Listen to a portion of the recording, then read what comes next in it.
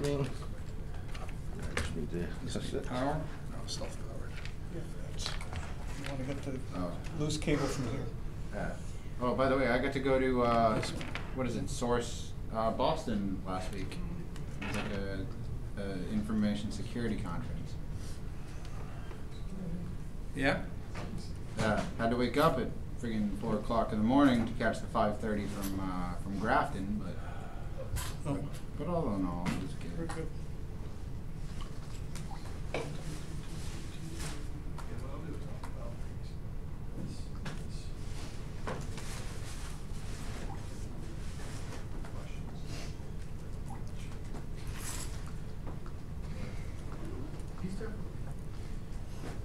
So you guys.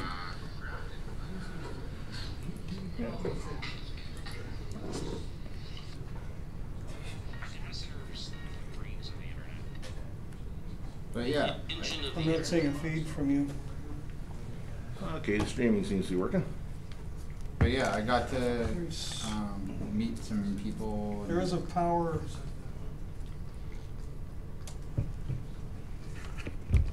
Trevor, you're carrying even more hardware than usual. Why'd you say that? Well, I've detected that. Oh, because I didn't put these back in the box before I closed it. Maybe it's just an impression. You know, early sucks is the only Ethernet available. It's a tripping Yeah, hazard. this thing's not showing power though. Oh, someone moved the cart, so now people will more easily trip over the cord. I moved it so I wouldn't trip on the cart. It was directly. Well, I don't know how it's supposed to If get. anyone trips on the Ethernet cable, that's going to break the live streaming. The live streaming is very works very poorly over the Wi-Fi. Yeah, it'll show up here first. Well, We'll just I don't know how it's supposed to get power. Is this thing supposed to What's going on? have a powered hub? It's not a network device. It's an HDMI recorder device. That makes it an HDMI hub, don't it? It's VGA to HDMI with audio. No, it's But I'm gonna not get- seeing it's not any. gonna get audio. I'm not seeing any power at all. Oh, jeez. Oh, the VGA adapter uses USB power. So you need to plug the USB from the VGA adapter into a power source, into a USB. Oh. That's why. Unfortunately, you asked that question at just the wrong moment. I got it. I got it. That's not a USB. What is it? That's a something You else. saved it? Yep. Don't jam it into the SATA or whatever it Oh, is. okay. I already tried to plug the mouse in there. It's either a modem or an Ethernet. I do have power. Can't quite tell. There's the mouse. So the mouse, that's the remote control can go over here. There we go. Is this actually 1804? No, I don't know what he's running. I'm running 1804 in boxes No, this is 1604. under Fedora 28. 1604. Wow, that's like a blast from the past. That thing's got pretty low resolution.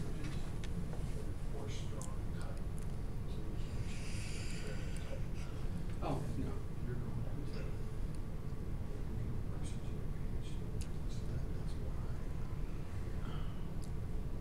I get better at I get pretty good resolution with my laptop on here.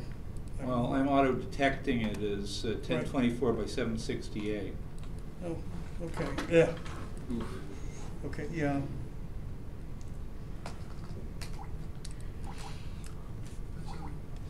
The problem is you're not. Oh, now I got it detected now. I redetected. Okay, that's good.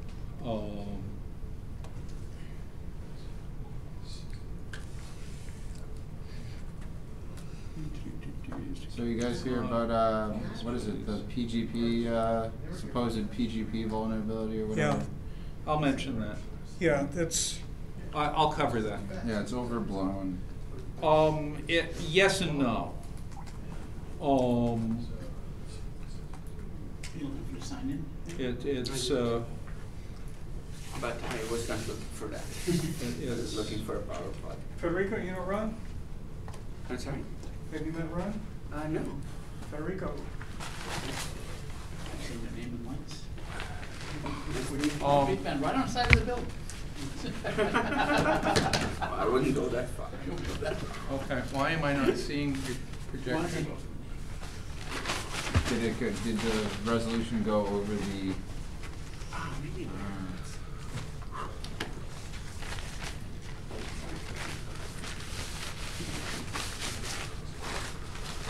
It's not detecting the.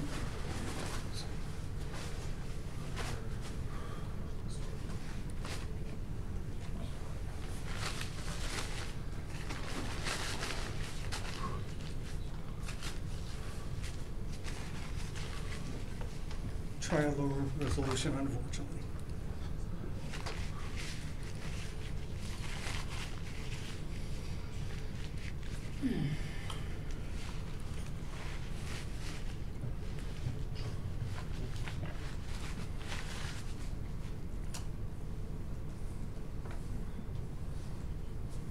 It's trying. Yeah, you'll see it here first. Detect again.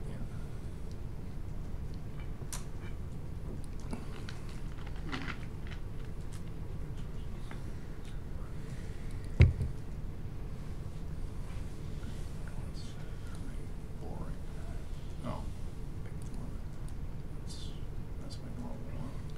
I may need to keep the normal one.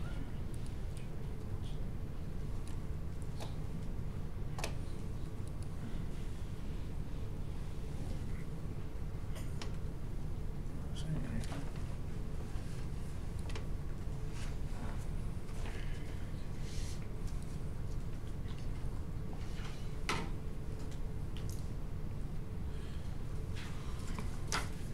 I got it.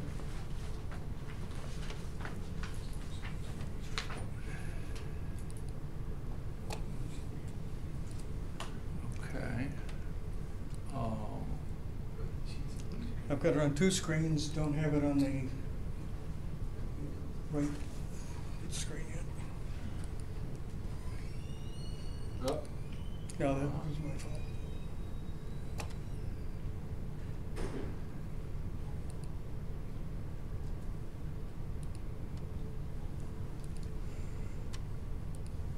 There we go. No, you lost it again. Wait for a moment. Trying to see There. Yep. how much I can get away with.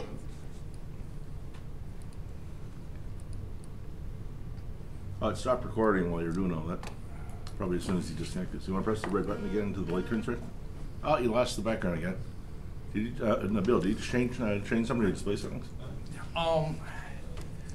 I haven't got a saved configuration that's working yet. No.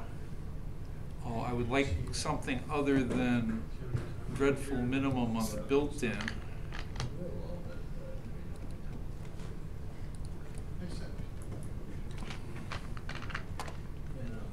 It's twice now where it came up okay and then it stopped again.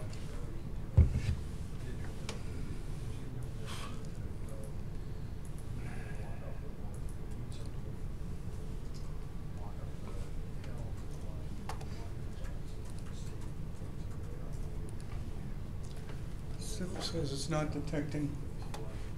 Again.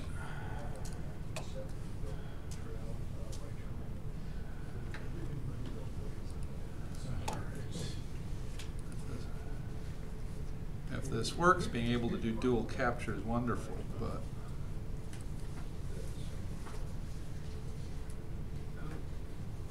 What do you mean? Are you trying to do like two streams to each of the screens?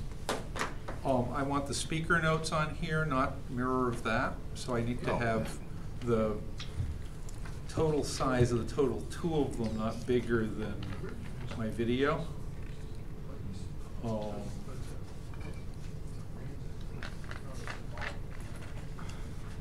Getting anything? No. I think you'd see it up there. What?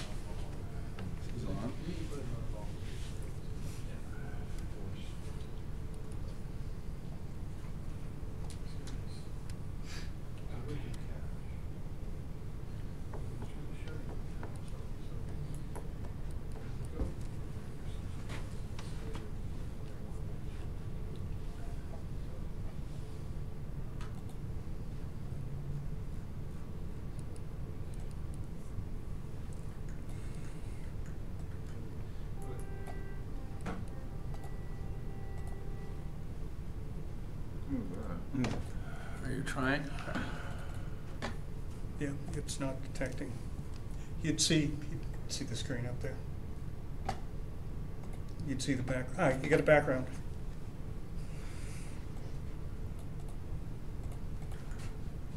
So you got.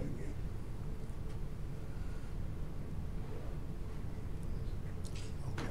You got it up there. I don't have it on the right though. Yeah. Don't got it on either left or right. The left is not working properly for us. Okay.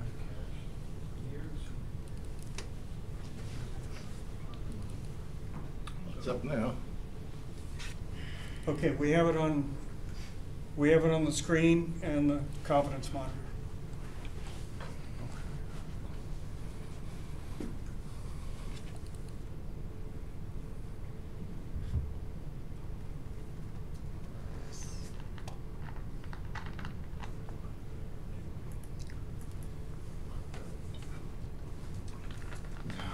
Okay, you want to start the recording yet? Okay. Everybody, most of us already know Bill Rickard. Bill is a Yeah. longtime member of the BLU. He's on our board of directors, not that that matters. And he runs the Pearl Moggers group in Boston that also meets here at MIT. The what? Pearlmonger. Pearl Mogger. So a language users group as opposed to an operating systems user group. Ah. And let me start you off with blockchain. Okay. So I'm going to rant. Okay. Oh boy. Rants are okay. It's some other character for you. Wait. Let me get my popcorn. let me go run and grab popcorn. I've got a bag in my bag. Okay, I'm ready. And when you get the popcorn, also bring in Michael Jackson. Wait, this is not a security rant. This is out of character. Well, no, it is a security rant, or it's an insecurity rant. So, several key vocabulary items. Bitcoin was a proposal for cryptocurrency or crypto coins implemented with a blockchain. A blockchain is just a distributed ledger that uses a different public key system than our standard PKI. Got to be different. And as it sounds, you have a chain of blocks. Okay. Basically, blockchain is snake oil. It's techno-magic. If somebody puts the word "the" before something, or the word "science" after it, it may be horseshit. Blockchain is used to mean all sorts of different things. As Humpty Dumpty says, when I use a word, it means just what I choose it to mean. A key requirement for most requirements for your public distributed ledger is that the hash used to tie up the blocks in the chain is a very expensive cryptographic hash, even more expensive than simple signing hashes, because it has to provide all sorts of illities. You want either tamper-resistant or tamper-evident, tamper-proof, censor-proof, resistant, evident, or non-repudiation in your public ledger. Different blockchains state different requirements, and the requirements they state may not be the requirements they implement. It depends what problem they're trying to solve. But in general, a new transaction. Going to shut down these lights. Yes, please. Contrast is good. The whole blockchain has to be searched to make sure that the new transaction fits the history, and then has to be notarized onto the chain and published and accepted as the new tip of the chain. Forking is bad, so everybody has to agree that this is the new state of the universe. That's intrinsically n-way commit for large n remotely. This is a very good thing or a very bad thing in distributed database design. Well, we have a bunch of non-database, non-crypto people inventing a distributed database. What could possibly go wrong? So, this refutation mostly follows Dr. Radia Perlman. I'll give you a link to her talk at the end.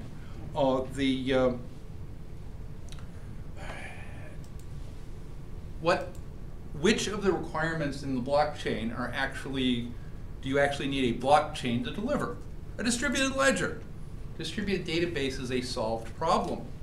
NWA commit and Byzantine generals have implementations that do not require scanning and hashing of 167 gigabytes. That's a real number. That's the latest size I could find for the Bitcoin blockchain. Scary? A general feature of it being a distributed blockchain is that there's no central authority. Well, you can do no central authority with PKI. PGP is doing no central authority already. And you can have a small number of trusted notaries without having a central authority. So that doesn't require a blockchain. No mandatory transaction fees. Well, Bitcoin's not delivering on that anyway. If you don't provide a tip to the notary, you may or may not get in the next block. You may not get in a block until tomorrow morning. So transaction fees are already required for any realistic transaction, and already higher than I'm paying on my brokerage. Immutable permanent record. Gee, I think that one's been solved elsewhere. Irrefutable event logging. Public PKI notary is lighter weight. Choice of entities. There's the problem of anonymous payment to a public notary, though. Anonymity. The anonymity of the Bitcoin blockchain is way oversold. If you've noticed about the traffic analysis or metadata tapping, there's an awful lot of information about encrypted packets flying around, or the encrypted, or the pieces of a blockchain. They can tell people, oh, the person that used to have this Bitcoin got it from that guy and gave it to that guy, who also got Bitcoins from these guys, who got shipments from that drug dealer. Okay, we know who it is. You know, the anonymity is just not there, guys. Now, blockchains. Can you have non-currency applications? Yes, you can. Do they do anything that Git doesn't already do? Git is a blockchain, guys. Whoa. It's a chain of hashes. And we don't call it blockchain because we aren't looking for venture capital. This is not new. It's just new that people are going to pour tens of millions of dollars into anything you put blockchain on, including a soft drinks company changed its name to Blockchain, boosted its stock price, and got slammed by the SEC. And fell again. Apple Pay works.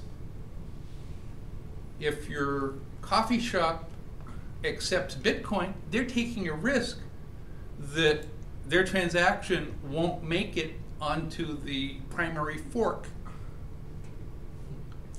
Yeah, I just want one comment on that. I use Samsung Pay, which is similar. Same thing. And Amazon won't take it. That's fine. When I go to the Amazon store, they don't have to. Everybody else takes it. Yeah, but the problem with any non-sovereign fake currency Exactly. is that nobody is required to take it. Yes. US-based websites are required to accept US currency. Russian websites are required to accept rubles. But if you've got, there are other problems with accepting Bitcoins in payment, but a big one is that there's a lot of risk in, if it takes 10 or 20 minutes to get the transaction on the tip of the chain, and an hour to know that that chain isn't going to be rolled back and lost in a fork war. And in that 10 minutes, or that hour, the price of a Bitcoin compared to dollars, unless the commodity you're buying is priced in Bitcoin, as opposed to dollars being converted to Bitcoin at cash out, there's a possibility of arbitrage. And basically everybody who accepts payment in Bitcoin, they're pricing in dollars, and they're doing the conversion at the spot rate. And if they're willing to take the risk that it takes a little longer, they may be able to wait until the price shifts and they get more Bitcoins out of you. So are you saying because of all the computation that has to happen, the transaction takes so long to do that the price of the Bitcoin can change? You only in that get, transaction you don't get new blocks at a rate faster than 1 every 10 seconds worldwide. That is coded into Bitcoin. And each block is a megabyte, and the transactions take up a minimum space. So you're limited to 3 to 7 transactions per second worldwide. Ooh. How much of an ATM network are you going to support at 7 transactions per second? You're not going to, you can't support the whole economy, even with the built-in deflation that says that, you know, you can split the coins finer and finer and finer. 7 transactions per second isn't going to cut it. There's a question on that though. This is the Bitcoin limitation. What about the other cryptocurrencies? The other cryptocurrencies each has their own problem. I'm focusing on the one that's half of the world. Okay. And you know, if there's one that is scalable and not fraudulent and going to actually deliver on all its promises, that's possible. I wouldn't guarantee against it, but now there are people that are trying to do interesting applications for fraud control using the blockchain, as opposed to trying to do frauds with the blockchain, which most people are doing. But what De Beers Diamonds is doing is trying to make it difficult for people who aren't De Beers to guarantee, as well as De Beers can, that conflict-free diamonds are conflict-free by raising the bar, so that they're going to create an oligopoly. Is it actually going to do better than the serial numbers they were already engraving on them? Maybe, maybe not, but it's going to cost more money to do a legitimate transaction.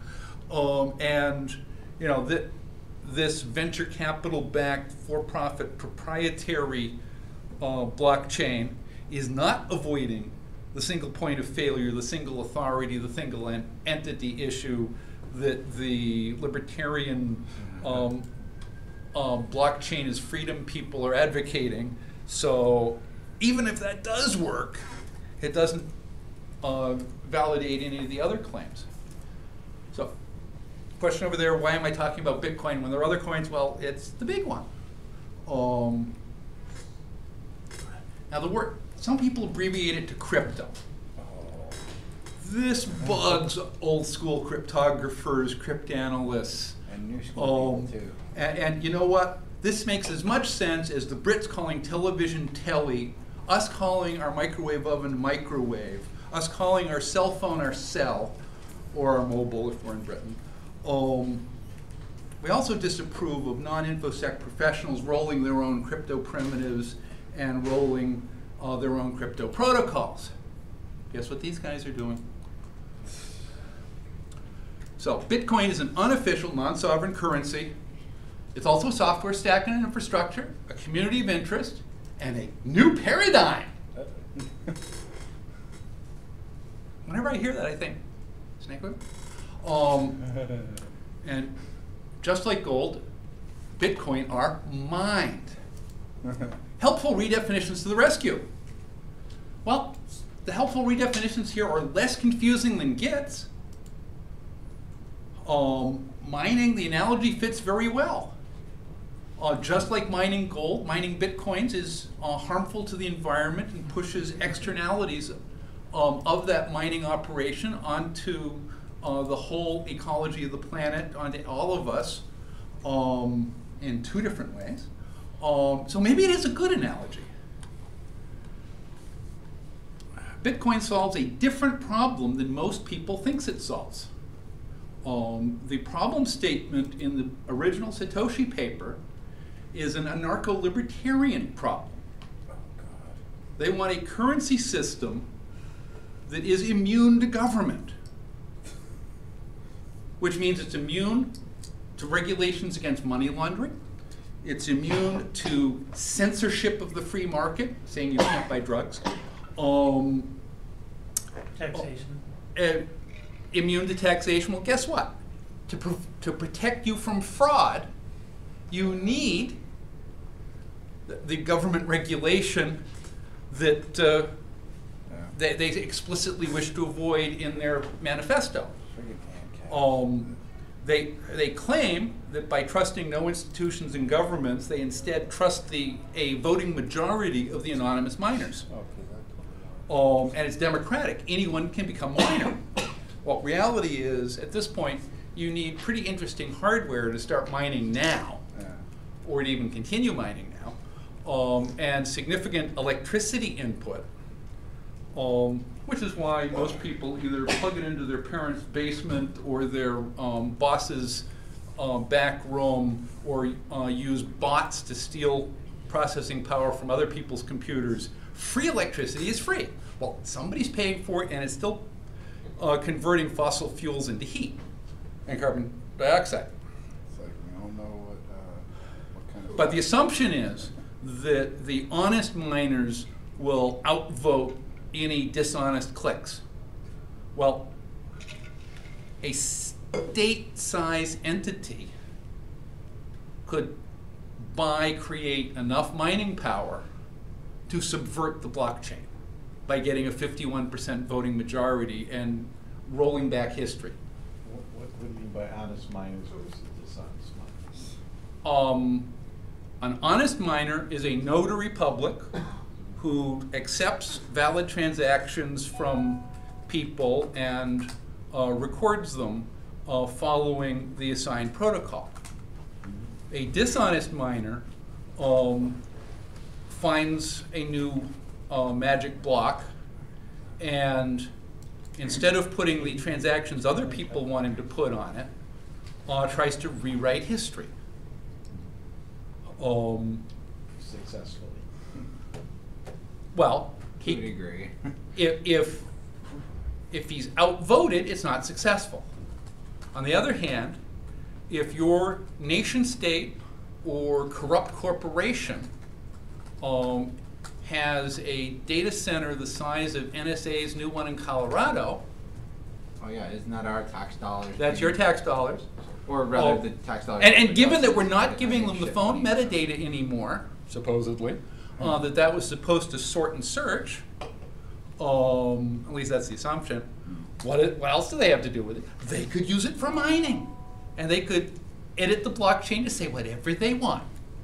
I don't know if you noticed, but a bunch of nuclear scientists in Russia just got arrested for using a supercomputer for Bitcoin mining. Yes, and they might have had enough capacity on that to steal your Bitcoins by rewriting history.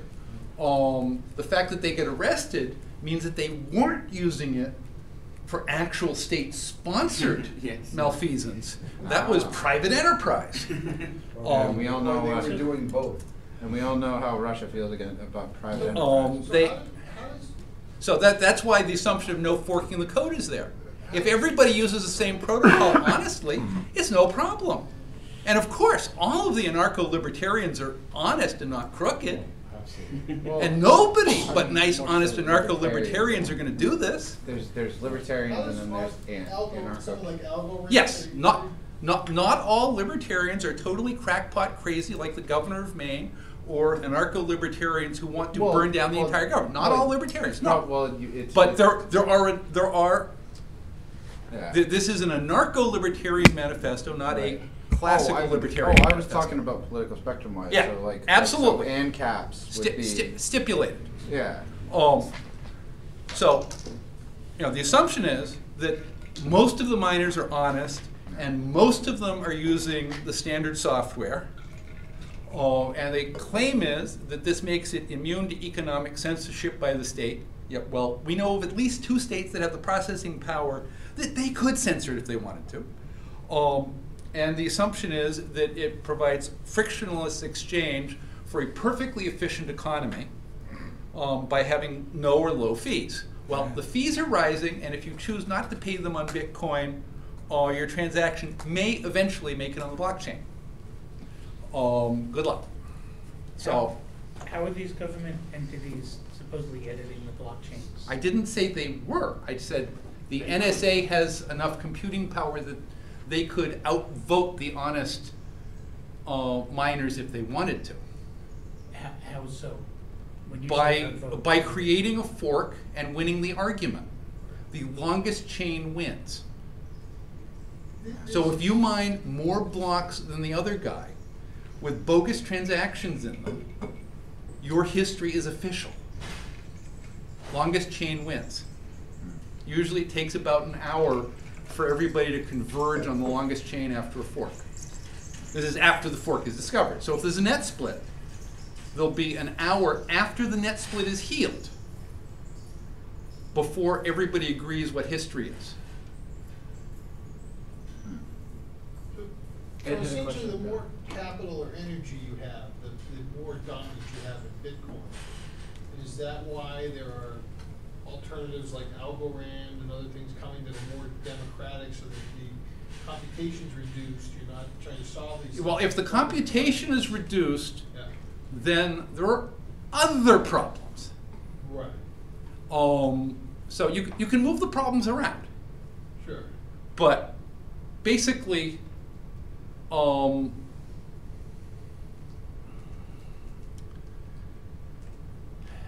cryptography solves the problem of communicating with people you trust. Sure. The internet is communicating with people you don't trust. Yes. So this is dancing on a minefield, and coins that are spun up by venture capitalists are, at best, optimistic as opposed to backed by serious cryptologists. Sure. And that's the upside. Right. So Algorand is actually based on solid mathematical proofs. There is solid mathematics in Bitcoin. It just the result isn't exactly what's claimed. Sure. We already mentioned anonymity is somewhat limited. Scalability, you got to scan the whole chain. Yeah. So, and by the way, we've already mined somewhere between 3/4 and 4/5 of all of the mineable coins, and they will get harder and harder to find as time goes. And they're not sure whether 25 or 30% of the mined coins have been lost due to people losing the passphrase to their wallet. I have a question about so what uniquely identifies coin? Same thing that it uniquely identifies a Git commit. It's hash. Okay, so it's And what uniquely identifies your wallet as owning it is your private key that signed it. so in other words, If you lose your PGP key, you just make a new one and publish that. well, no, If you lose your wallet key, your Bitcoins have effectively been burned in a bonfire. No, the thing I'm confused about. And there's no little metal strip that the Treasury will say, okay, that's a burned $20 bill, we'll give you a new one. No, but the question I have is, you talk about mining, all right? So mining is generating this hash. in some- Mining is looking for a magic hash that begins with a 44 currently leading zeros,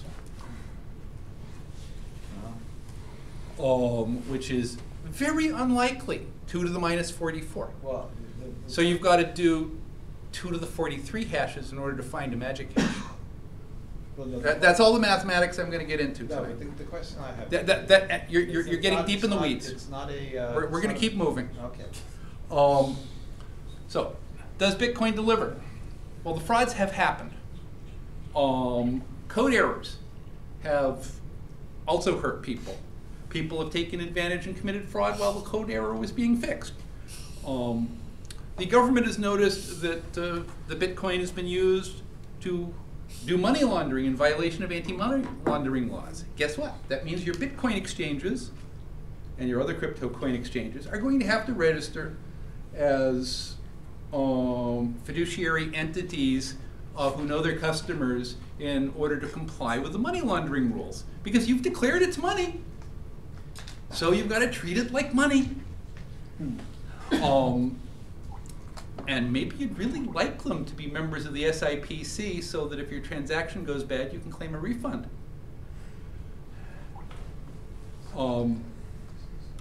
How's your anonymity work when all of your transactions are signed with your key in a public ledger? We can trace everything you've done with your Bitcoins. We just need to identify that these 3 different keys are all you because you've been trading among yourself repeatedly, and one of the merchants that you bought from coughs up the address they shipped it to, or the email address they sent the ebook to. I mean, it doesn't take much with the metadata analysis, the traffic analysis, to find out whose key this is. And if somebody tells you that a Bitcoin is a store of value because it costs money to generate it, try to heat your house with the hash that consumed that electric power.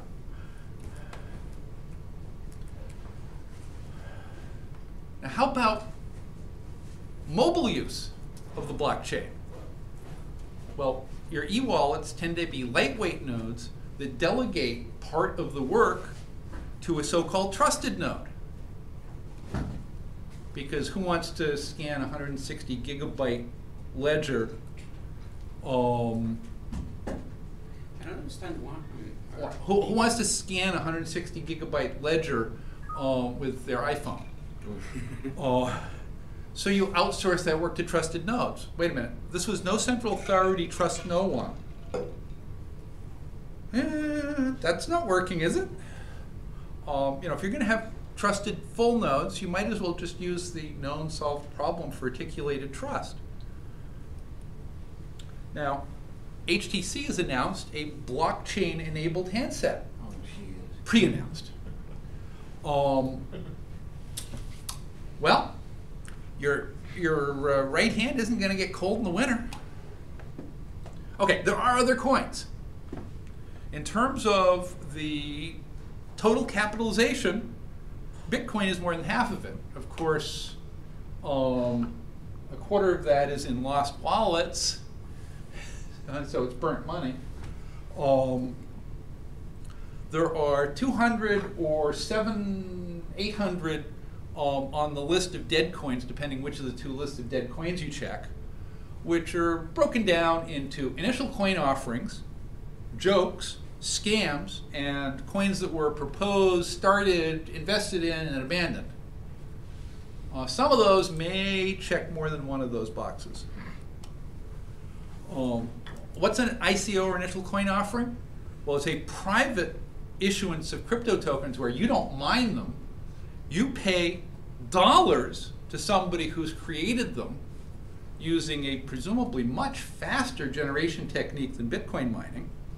But these are not convertible back into cash, like an IPO or angel investment in a startup, or donating to a Kickstarter or one of those other it's not a store things,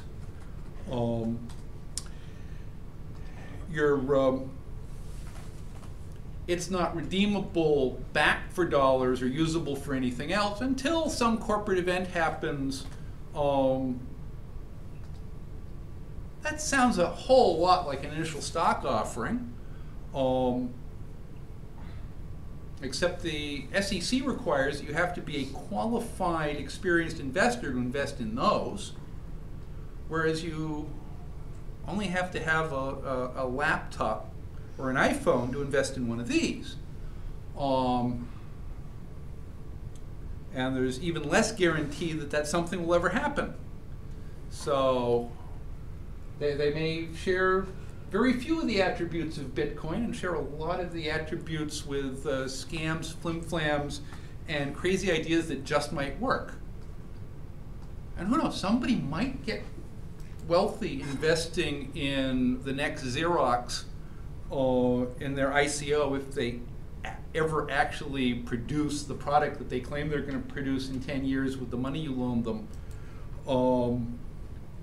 But a lot of people invested in companies that weren't Xerox in the 1950s. You don't hear about them.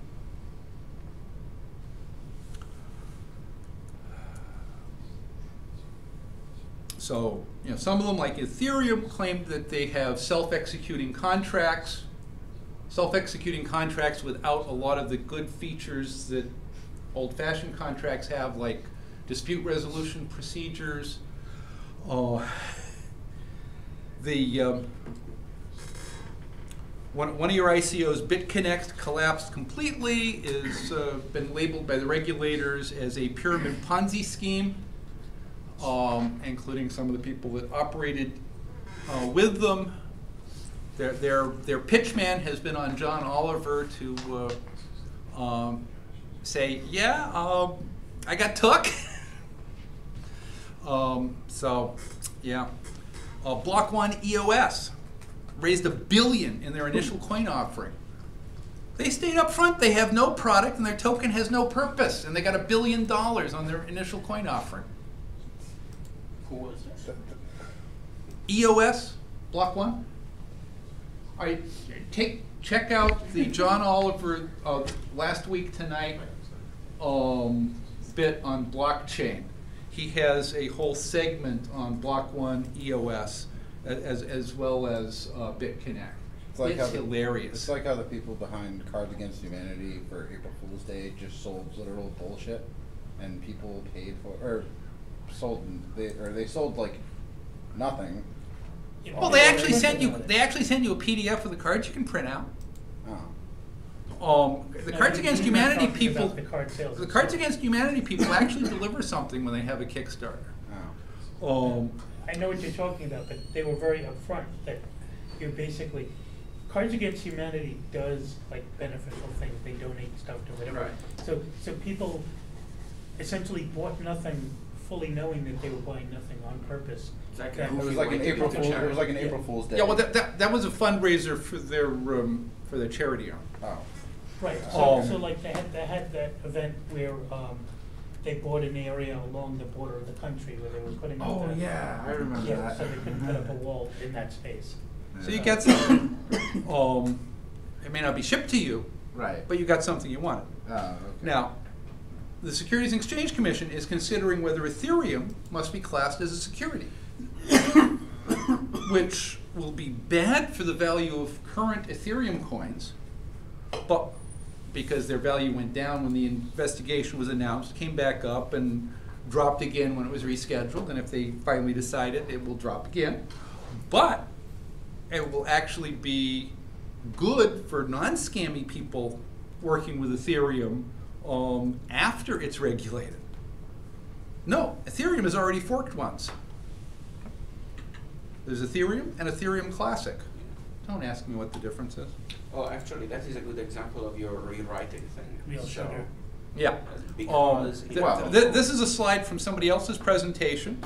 which is a much better presentation than mine. You can watch it on YouTube. It's called Blockchain, Burn It with Fire. And he lists a bunch of coins that are Me Too, except with a difference. Zcash, it has enough anonymity you can safely buy drugs with it. Ethereum has unlicensed securities and $1 million bug bounties. Because if you can find a bug in the language that wrote the smart contract, Right. you can get the value instead of the person that's supposed to. So they've just automated bug bounties. I do like the idea of ternary math, though. I don't like the idea of being the first guy to write crypto with ternary math and trying to make it safe for a large number of people. But Dogecoin has to be the best, because that's the doggy. That's the meme. That's the joke. Oh, I remember that. Yeah. But not all scams are the people fronting the coin, or people that are just trying to do a classic eBay scam on you by getting your money and not giving you the product. Which may be getting your dollars from Visa and not sending you the Ether coins or whatever.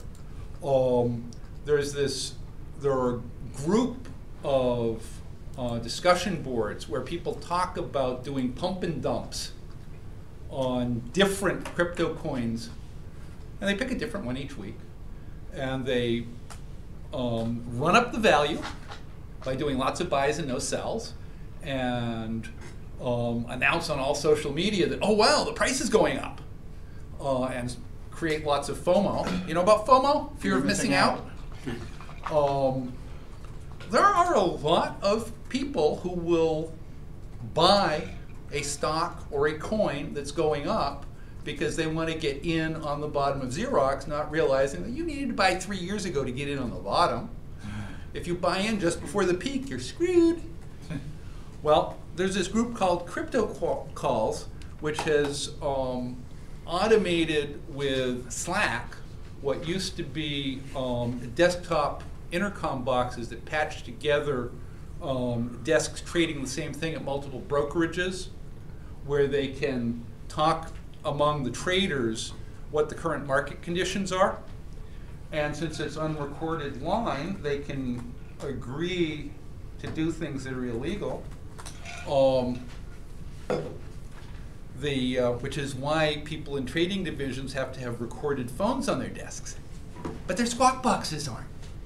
What's wrong with that, SEC? Let's record those squawk boxes. So the Crypto Calls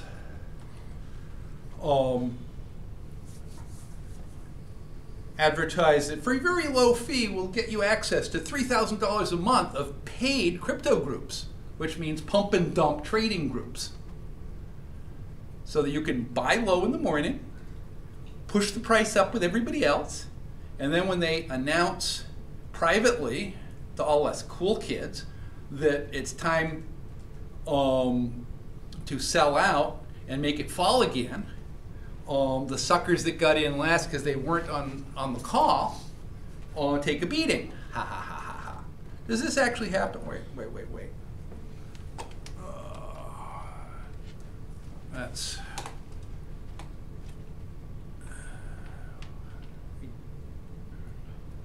jump to a first slide. That's not good.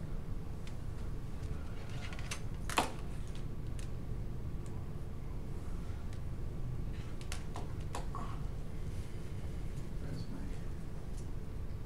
Oh. Got that.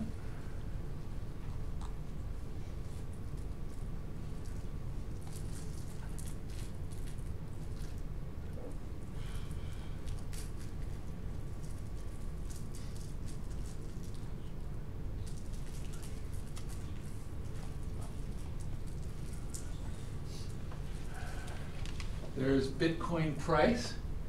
You can see it peaked right after Thanksgiving, and it's peaked several times since then.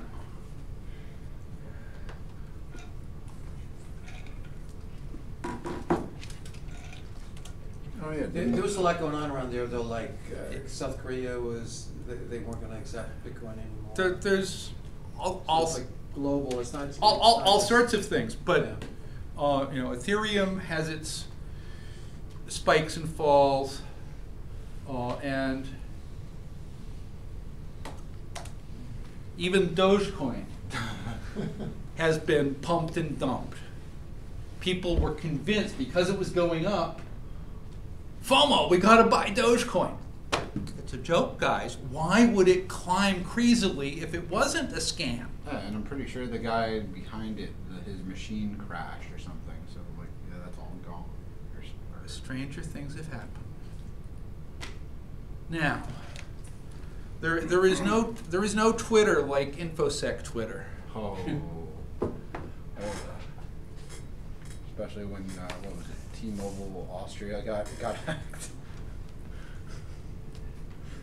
You know, it doesn't solve a real problem. How dare you claim my precious blockchain doesn't solve all the problems?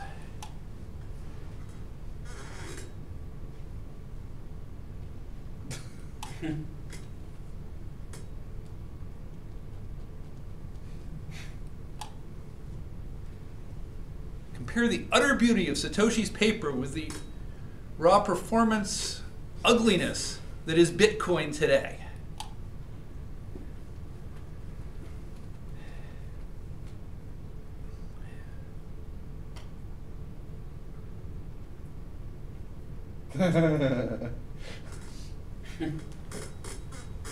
And if you don't know how AES works, how oblivious transfer and zero knowledge proof work, and how Haber-Stornetta's surety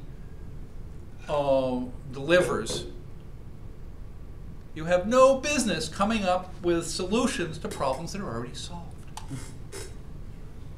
Oh, I love that Twitter account.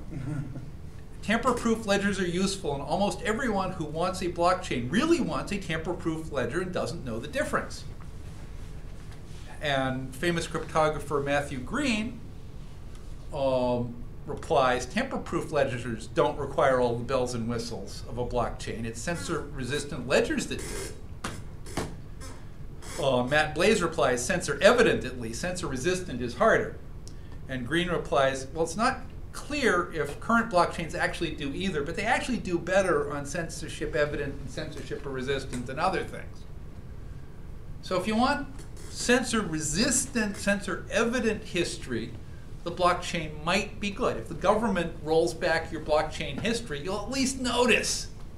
You can't prevent it, but you'll at least notice. This is live tweeting a talk, and I didn't get the rest of the talk. But I basically told you this joke already.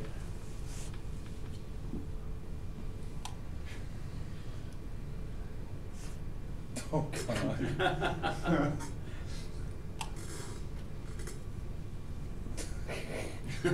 It's like Chuck Norris without being a religious nut.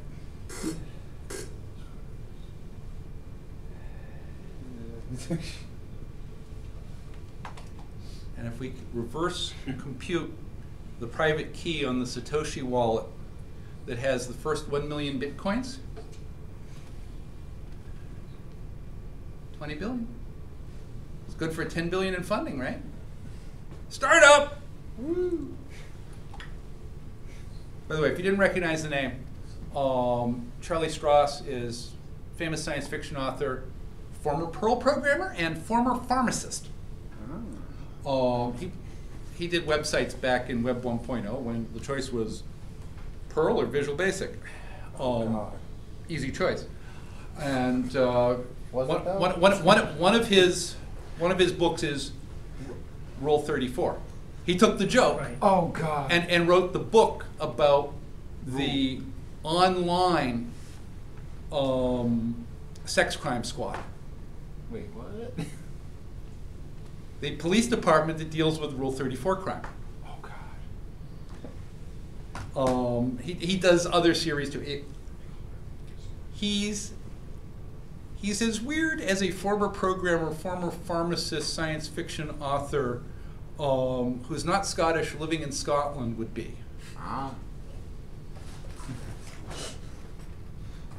He writes well. Yes, he does. Okay. Now. So, somebody mentioned the e-fail problem with PGP and S-MIME. That was Basically, all but one PGP S-MIME clients will decrypt anything signed with the key you unlock after you unlock it.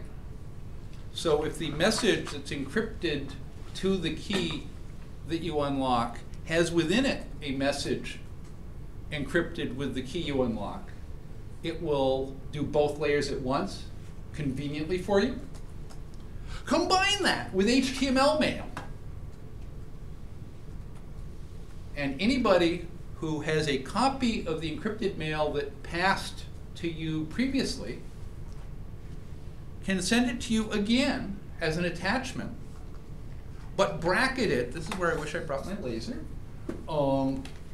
with the, let me get this over here. HTML, With the image source in red, wrapped around the MIME encoding, because the MIME parser doesn't look for the HTML, and the HTML doesn't look for the MIME. And so it will, since you've already unlocked the key for the address that the outer message was sent to, it'll decode the inner message that's been resent to you as an attachment in the URL of the image tag. And so it will send to his server the entire text of the previous message as one long URL. And this works with basically all but one email and a few halves.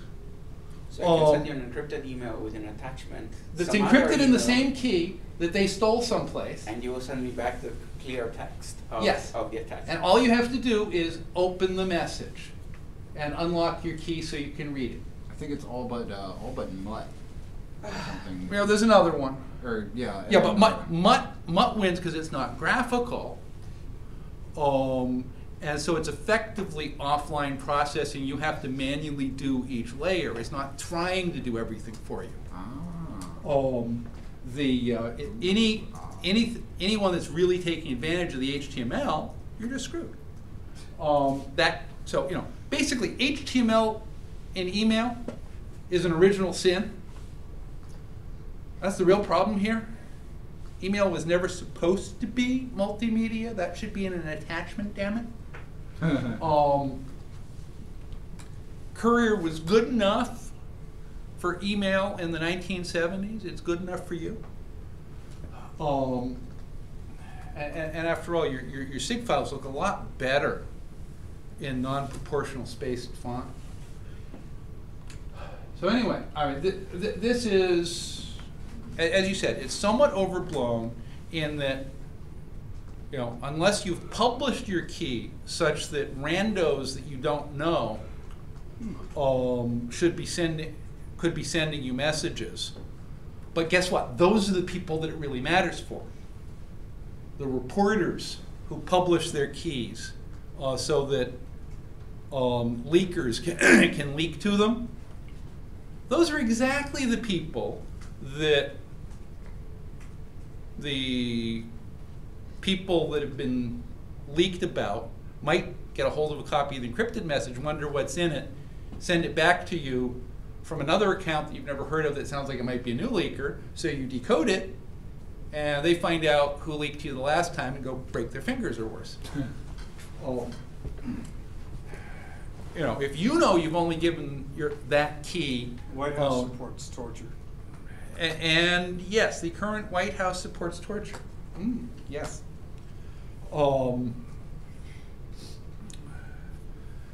It's a weird day when Maverick John McCain is the responsible member of his party. Yeah, well, that's what happened. The last of the Rockefellers is dead. That's what happened. And donated the proceeds of his art auction to charity from Beyond the Grave.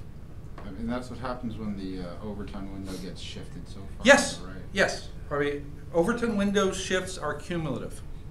Absolutely. Why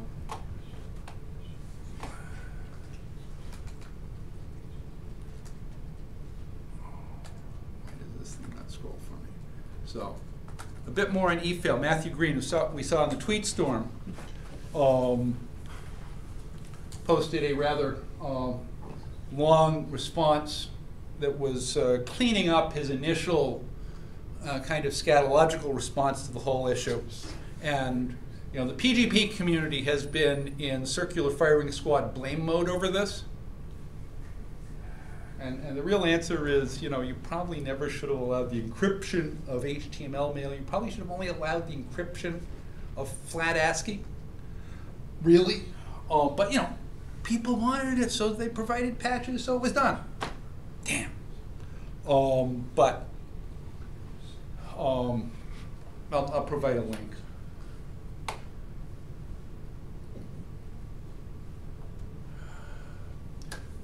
For a better presentation with better graphics and a better presenter, Dr. Radia Perlman, she invented the spanning tree that makes your routers work. She's smart. At Lisa 16 down at Boston Convention Center, she did a talk on modern cryptography concepts, hyperhope. Blockchain is 2/3 of the way in. But she discusses some other things like homolographic encryption, which is another pile of steak oil. If you can encrypt two numbers such that arithmetic still works on them, or sorting still works on them, how the hell much have you encrypted them? You've just shifted the base. Burn it with fire, Nicholas Weaver. I stole one slide from him and a couple jokes. Fabulous presentation. I asked him this afternoon, are you coming to Boston over the summer maybe? He said, not planning on it, but that could change. And he used on his starting slide the joke at the bottom, this is not investment advice. But then again, my advice is anyone who says you should invest in blockchain should be kicked in the crotch. Yeah. Which is the final sentence in this book here, which he plugs regularly. And finally, the March 11th episode of Last Week Tonight with John Oliver goes into blockchain, Bitcoin, Block 1 EOS, BitConnect, complete with song and dance.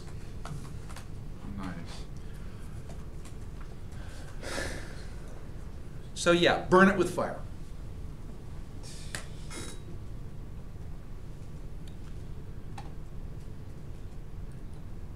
And next, Jerry is going to tell us about Ubuntu 18.04 LTS. Yep. Woohoo! Just a little bit. And you may have to hit the record button again. Yeah, I might do that.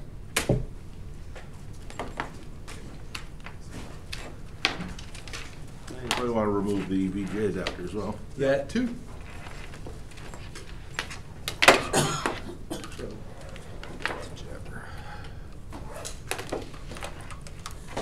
Thank you for your talk on blockchain. Appreciate it. Yeah, thanks, Bill. Gee, I thought you said you were going to end.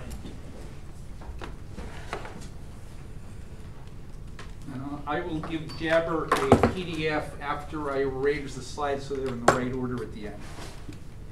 Okay, sounds good.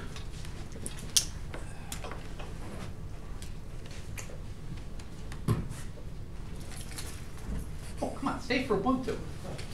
Now you're gonna find Kurt. Kurt? He should have been here. Oh, I thought he was coming. Yeah, smack him when you find him. He got lost, he couldn't find the building. He's probably on the 3rd floor looking for it. He's new to the area. Yeah. Which Kurt is that? Kurt Kevel. Jason, He, you're he, talking about? he doesn't teach at MIT, he researches at one of the labs here. So, yeah, him. High performance, Yeah. So, Oh, there we go, okay. And let's turn the recorder on. So Bill, the difference between Ethereum Classic and Ethereum is that Ethereum at some point decided to overwrite its history, to undo a massive fraud. And there were enough people that decided to cooperate with this that it got done in the main blockchain. While the Classic did not undo the fraud, and so there was a fork in the chain. It wasn't government driven, but it was the kind of overwriting you were discussing for the government approach.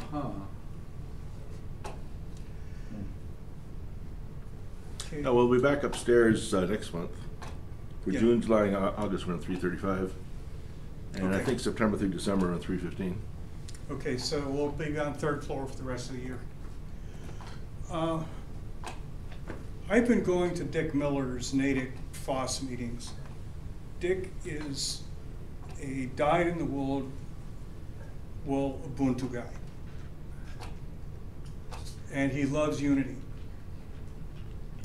And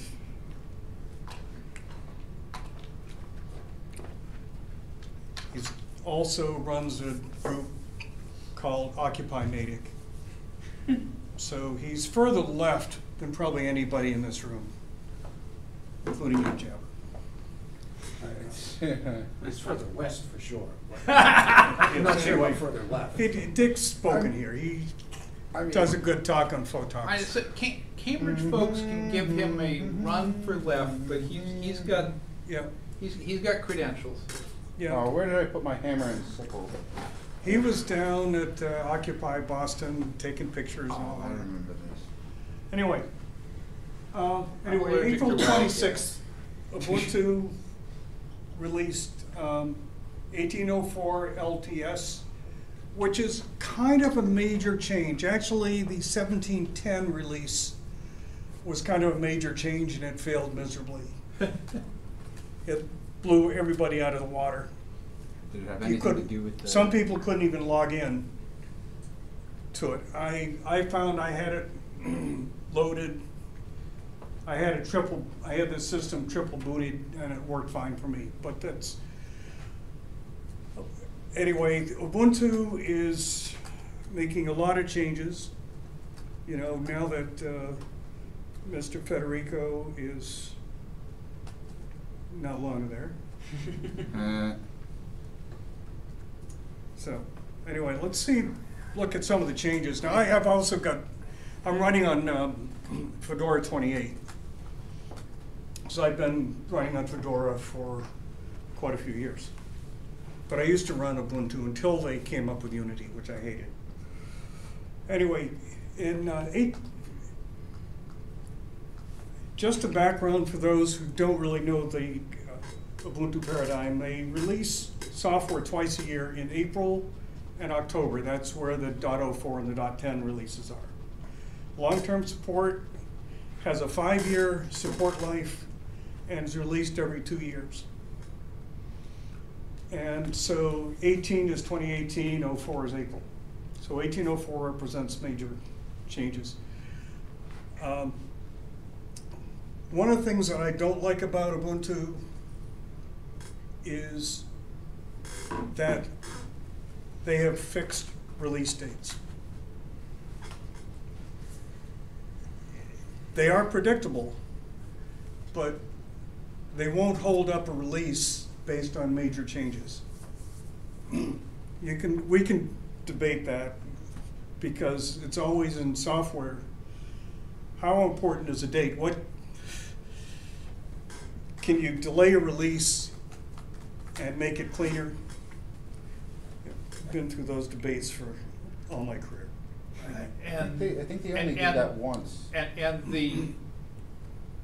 So that's one advantage of only doing the LTS releases, because they try to get all of the weird shit for that one in the previous .10, which is why it broke. Yes. And so the LTS release should be a less risky release than the others. So Exactly. aside from the LTS releases, the other three, you should, load it in a virtual thingy. Mhm. Yeah. Right, but having a fixed release date is itself a risk. Yeah, there's only 1 year where they delayed it until Yeah. June. Well, the main thing is there are really 3 things that go into software. You've got resources, you've got time, and I get what the other thing was. But in any case, Quality. quality, you can adjust any of those. So if you have fixed time, one of the things is the functionality. You can cut functionality. So, anyway, let's get back to this. Anyway, the new desktop environment is a major change to Ubuntu. They have been using Unity for years. GNOME 3.26 now replaces Unity as the default desktop. Unity may be installed as an alternative desktop, and I've got a link to that here. And there's also a YouTube that you can watch to get to Unity. The GNOME 3 folks gave a talk, didn't they, like years ago? Who? What, GNOME 3? GNOME 3? Yes, they did. Yeah, we Didn't had- they came and right around the time of the split, right? Yeah. As I recall. Yeah, they really explained that GNOME 2 was just so buggy and Yeah. so hard to maintain that they decided to start from scratch. Yeah. And of course, that in itself is difference because it makes some difference. David was a big complainer about that. Still need it. Yeah, but And use another them. thing I want to show is that in Ubuntu 18.04 you have Wayland. And Named Well- after. Wayland is not the default. In Fedora, Wayland is the default compositor, and X11 is still the default here in Ubuntu because a lot of applications are specific to Ubuntu are break with Wayland. Yeah, they only work on But- on X. But back when Fedora went to Wayland, there were certain things. I know we used, at Red Hat, we used Blue Jeans, and Blue Jeans had a problem with Wayland. So when I moved to Blue Jeans in my laptop, I just put X11 up and it worked fine out of the box. So you do have the choice at login time. There's a little wheel to the left of the side, and you click that, and you get the list. It's the same thing as Fedora. So I decided to throw that screen in there. And here's a nice little screen you get when you first log in to Ubuntu. A couple things that are a little changed. You might note on the top right is you have your buttons. I have a touch screen. I touched the screen by mistake. So you have your system menu on the top right, your date. The other thing is the window switch and activities. If you move your cursor up to the top left, it will go into an options screen. And it takes some getting used to if you haven't used GNOME before.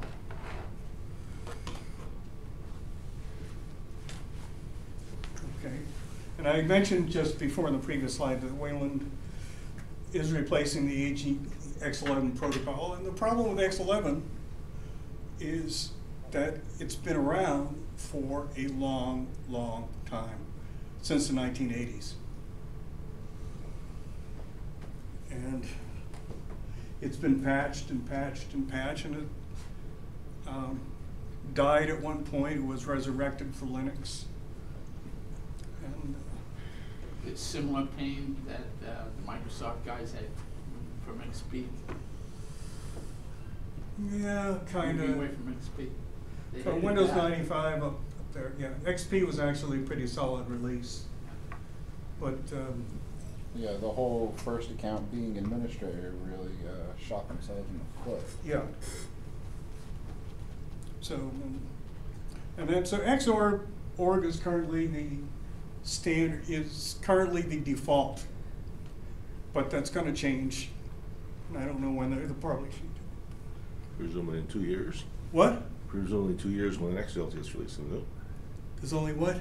For LTS folks, yes. Yes, from LTS it will be 2 years. Okay, some other changes. GDM, which is the GNOME Display Manager, now replaces LightDM. And note the login screen I showed previously. Window controls are on the right where they belong.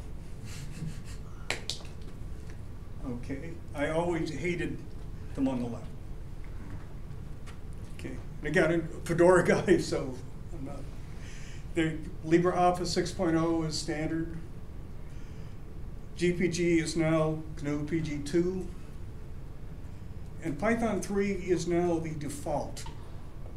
Python 2 will be installed, but will be dropped in the next LTS, which is probably a good thing. It's been taking a while to get up to Python 3. I got a lot of my stuff still in Python 2. What's the story behind the GPG switch? Is that just a renaming thing, or was it a rewrite? Or? No, it's a new update to GNU PG. It's been around for, GNU PG 2 has been around for a while. It was just an option for years. I'm not sure if I put a slide on here, but SSH is going to require at least a 1024 key. Does anybody use it with a smaller key? What? Does anybody use it with a smaller key? We've had them in our even recent install fests. I think you had one. Your old key. I always make the key the maximum size it allows. Yeah. Number of other changes. Again, I'm keeping this short because Bill has another presentation. No. Go. I'll save. Let's save that as the next emergency spare. Okay, because I basically because I knew the blockchain was going to take a while, so I made it pretty short. I think so. We want to see your demo. Okay. All right. That's the presentation I have, and the other demo I have is, here is Ubuntu. User ID, Jerry, system program. Cancel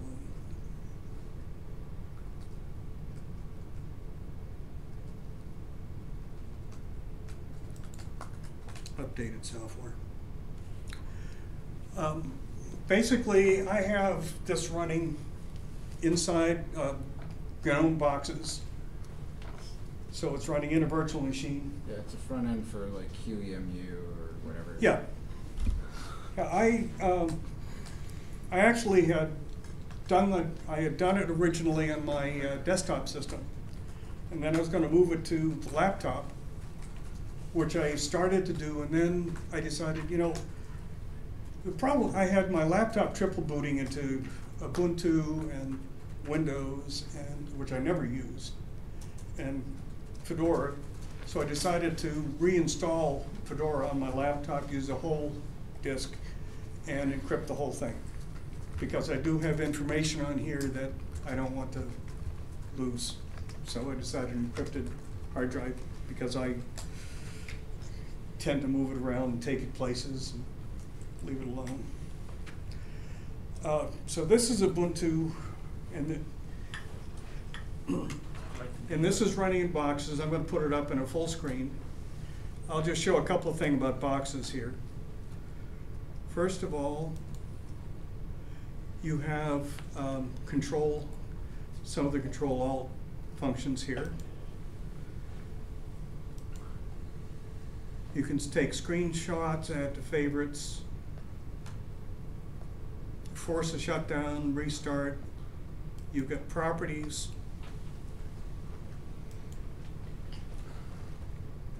Again, troubleshooting. Devices and shares, right now it tends to bring up the ISO. So I'm going to remove that. And you can select from another one. I tried to use a USB stick in here. I wasn't able to. So to share, I was going to do the whole presentation in here. I just ran out of time. And one of the reasons was I had to install Ubuntu like 3 times under boxes. The first time it came up on here, not my desktop. First time it came up on here, when I did a restart, it came back to the live CD version. And so I got that. Then I did the remove on the ISO, and then it did restart and came up fine. But then it was late. So anyway, so this is boxes. Boxes preferences. It's not like using a full VM. How is it different? Well, it's kind of a scaled down version. It's very simple to set up the VM, just run it. And as long as it takes to install the software, you get it. But it doesn't have all the bells and whistles of a full hypervisor and things like that. And is Boxes a Fedora thing? Or? It's GNOME. So it comes, if you have GNOME, you get Boxes. Well, it may not be installed by default depending on the spin of, or depending on the distribution of Linux you're running it on. Yeah, it's. You just have to install. Yeah, so if you do under Fedora, you do DNF list grep for boxes. You'll see it's GNOME -boxes, the way it looks. Again, this is the standard layout screen you're going to see in Ubuntu.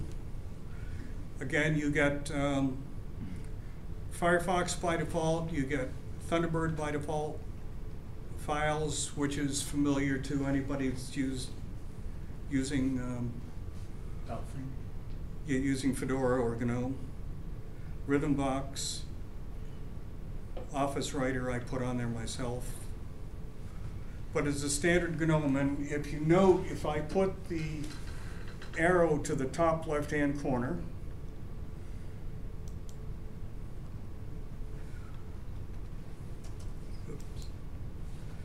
A completely unexpected thing happened. yeah, well,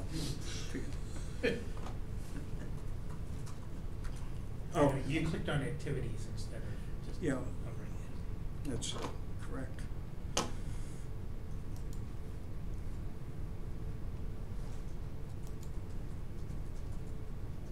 Okay, so we're back in.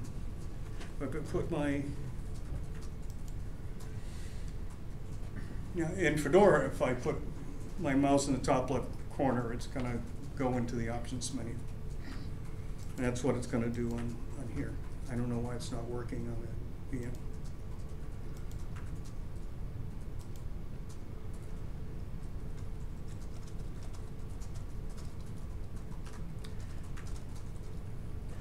And one of the things that I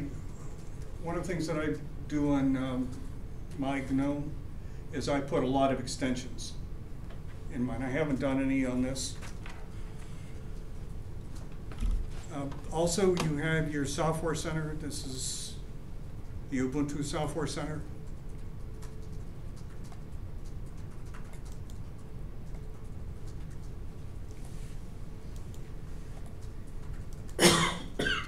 And like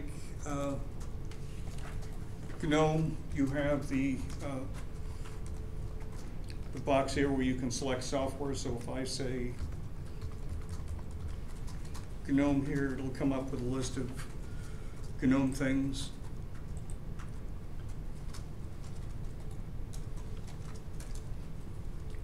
Notice I mentioned disks, Jabber.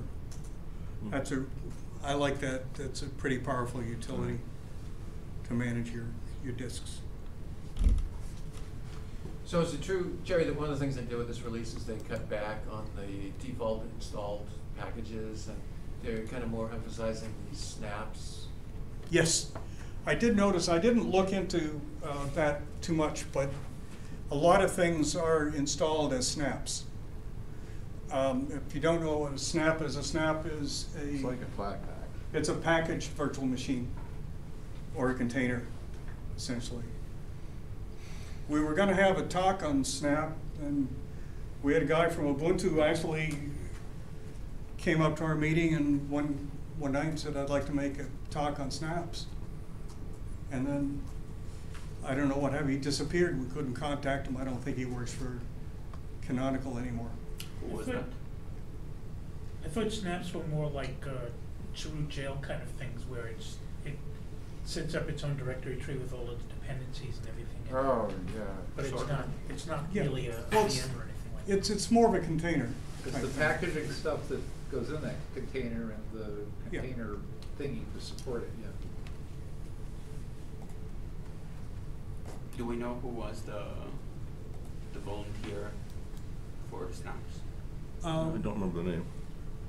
He'd be on your list of previous meetings. Can somebody bring up previous meetings? He was a speaker before or something for some other topic? He's still listed as a speaker in one of our previous meetings from last year. Oh, I can search directly. Don't need to do it. Yeah. And of course, You might what for? as normal under GNOME, if I click on that bottom here, you get all the applications here. And this is all the GNOME all the X applications. You're not going to get all the commands and stuff like that you get from the command line. As a matter of fact, let me put terminal up here. So I got terminal, add to favorites like you do. That makes it come up on the bar on the left. Yeah.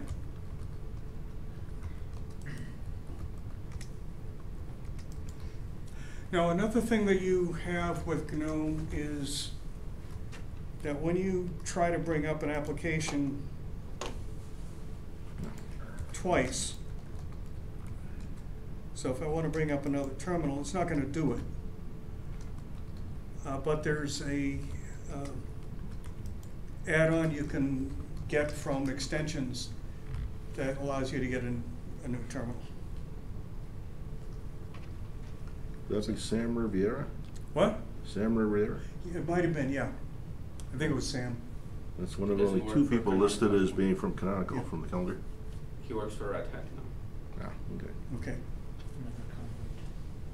Yeah, he came up here, said he wanted to talk about Snap, and then we couldn't contact him, and Yeah, when the he came problem to is email is the Ubuntu emails that are assigned for business reasons go away when you change your jobs. Yes. While the Ubuntu emails that are assigned for community reasons are permanent. Okay. So he probably never got your email. Yeah, I'm sure he probably didn't. Yeah, Sam gave a talk in October 2016 on canonical containers. Yeah, but we did have Jabber came up here, did a song and dance. Really? I don't remember that. Are you talking about back in the 90s? What? It'd be memorable. Ooh. A song and dance. So anybody want to see anything else with Ubuntu 18.04 since we're kind of open-ended? So I have a question about it. Yep. So, and this is kind of timely. So, I've got lots of computers too. So my main Ubuntu, my main computer, I decided to try the latest Ubuntu GNOME, which was 17 at the time. And I ran into problems with Wayland, and I'm still having problems with, got to type something before I can run something because of the X11 stuff. And it's pushed me to try Fedora next, the new Fedora 28 that just came out. Mhm. One of the driving factors behind that is not just stuff that doesn't work, but lack of control. There was a thread that I started a couple of months ago about various distributions on the mailing list, and people were like, well, Ubuntu's not really for power users, it's more for beginners, and other distributions like Fedora give you more control and more options and more configurability. Is that still the case in this list release? I don't agree with that. Okay. I think it's basically it's Linux. You have as much control under Ubuntu as you do in Fedora. That's a common, Misconception? that's a common argument for, KDE? yes, KDE versus GNOME. Right. That GNOME was removing customizations and forcing you to, into narrower and narrower Right. best practices. But 2 years ago, I did an emergency upgrade to a Unity-based Ubuntu to assist Dick with a presentation, because the latest Photox required a new ABI. Mm-hmm. And so I had Unity I was gonna have Unity for 2 days to get through that meeting. And going through the 18 tweaks you must do web page that tells you how to fix everything that's wrong with Unity. Same as there's always been one for fixing everything that's wrong with GNOME 2 or whatever.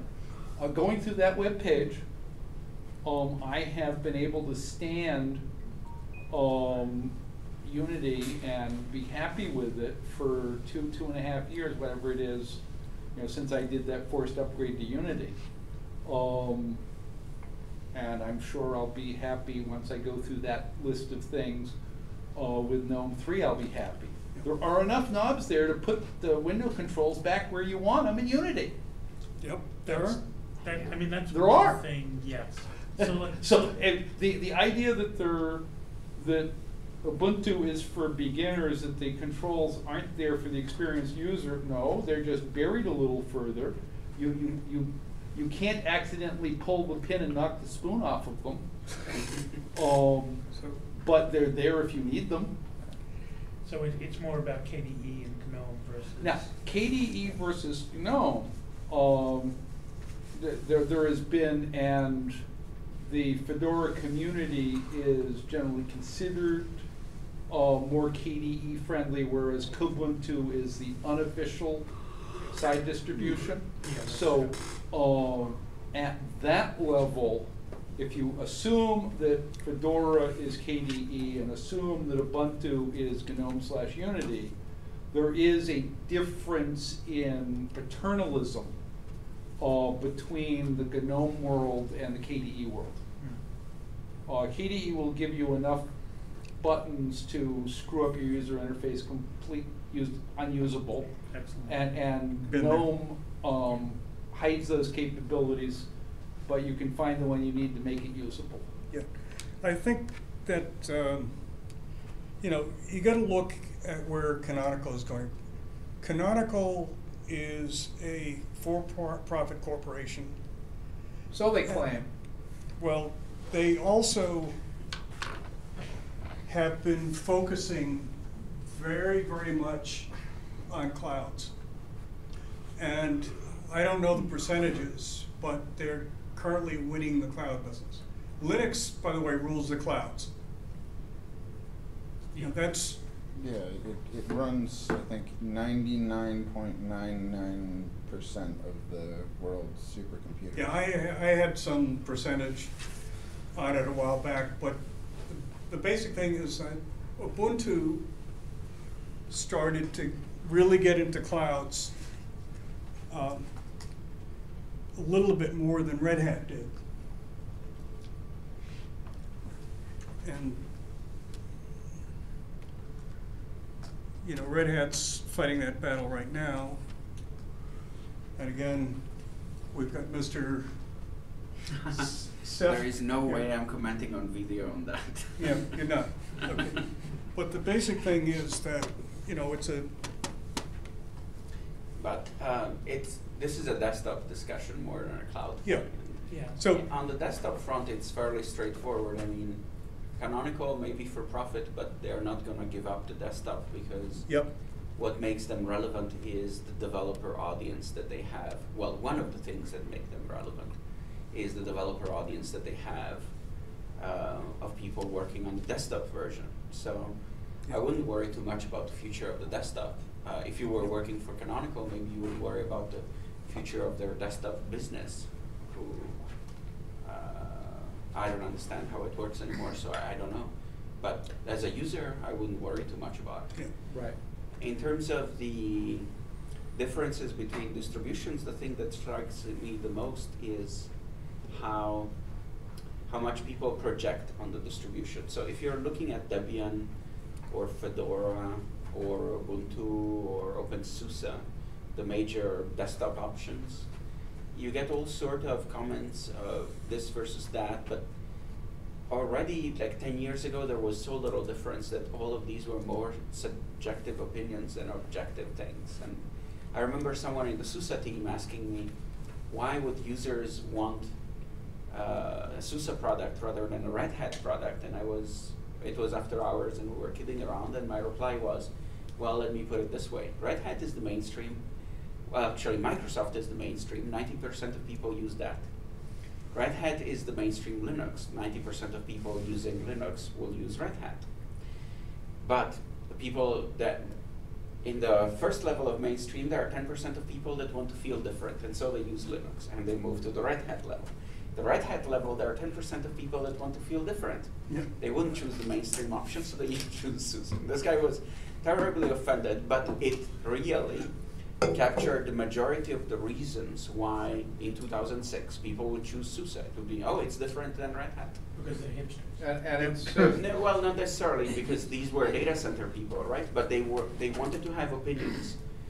And even without being a hipster, you want to have opinions. They go, just as you enterprise never volume get- management service is better than LVM. Like, I don't know, it's like really looking at minute details. we used to say nobody ever got fired for buying IBM. Yeah. That's the IBM CIO was way of the saying the same thing. boring, reliable data center provider. And you could make waves in an IT organization by suggesting buying DEC or Data General. Which one's still there, guys? And likewise, you're not going to get fired for buying Red Hat. You're not going to get fired for buying Ubuntu in the cloud. Yep. Because they're the dominant player. If you go with the dominant player, it's not your fault if it goes south. You may be able to save money or do something really snazzy if you go with the insurgent, which used to be SUSE, used to be Ubuntu. Well, I don't know about that cloud insertion. Didn't Ubuntu drop Ubuntu 1? Didn't they what? Ubuntu one, Excuse yeah. me, they dropped Ubuntu 1. That was their 2014. own cloud. It was- But if you read Federico's book That about was their AWS, Yep. you know, on Amazon cloud, Yes. Okay. Ubuntu is the predominant Linux. And that's also true in the Microsoft Cloud. The Microsoft cloud gives you Ubuntu. Right. Well, charges you for it. Yeah. The cloud's ain't free. So, as a long-term Fedora user, what do you see as the strengths of Fedora over Ubuntu and vice versa?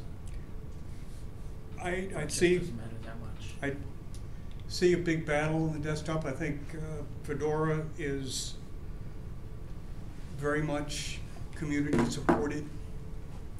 And again, a lot of the people in the Fedora community that do the maintenance are Red Hat employees. One discussion we've had on the listserv lately is quote, "I hate Ubuntu." Yeah. And there was a comment there that I hate Ubuntu because Ubuntu does not support Linux. They don't, Wait, what? they don't, I'm trying to put it into the proper words. They don't pay back into the system. They don't Oh, they don't feedback into contribute the system. upstream. They don't contribute Right. up. Right. But they have a different model. This is from a Fedora mailing list? No, this This is is our mailing list. From our mailing list? Yeah. Hmm. The issue really, first of all, is Ubuntu pulls Yep. directly from Debian. Yeah. And- And Debian is their upstream, so if they did contribute patches, they'd go to the Debian project, not directly, but the people quoting statistics were quoting kernel.org statistics. Yeah. Yes. They were talking Oh, the kernel. Linux, Yeah, exactly. not the whole distro. Right. So Yeah. they were guilty of the sin of not saying GNU Linux. They were just talking about the kernel. Yep. Yeah, plus Yeah, well, people that usually talk in these terms are not the ones doing actually the work. and Ubuntu, That is true, too. Ubuntu works with the laptop manufacturer and gets the laptop manufacturer to contribute the patches to make the frickin' laptop work. Yep. So they don't have to. Oh, yeah, they had, I mean, the patches that make Ubuntu work on my Lenovo here are not being hoarded by Ubuntu and not shared. They're being contributed to kernel.org by Lenovo. But Ubuntu is one of 3 companies kicking them to make sure they do it. right. That is contributing upstream, but it's not documented in your damn comments. So you can say, they don't contribute if it's not in the listing. Horseshit. There is a little bit of a self-feeding thing there But because if you when Linux people put out fear, uncertainty, and doubt on other Linux people, yeah. all right, I'm sorry, we should follow Reagan's commandment and speak no ill of fellow Linuxoids. Yep. This is just disreputable. But it's very common because if you look at it's what Charles Darwin observed, saying that the highest level of competition was amongst siblings. So you can get certification from a Linux vendor to VMware easier than you can get certification from a Linux vendor to another Linux vendor. But leaving that aside, the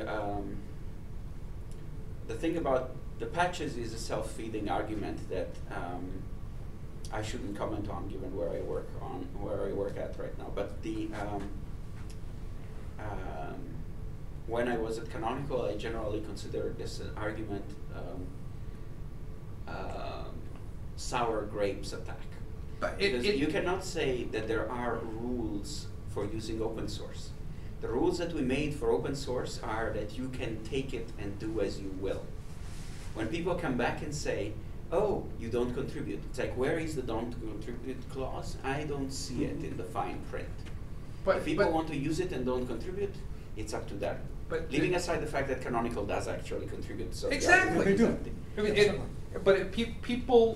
people choose the metric that proves the point they politically want to make, and they convince themselves that this is an important metric, and oh really? Yeah. So that's being human.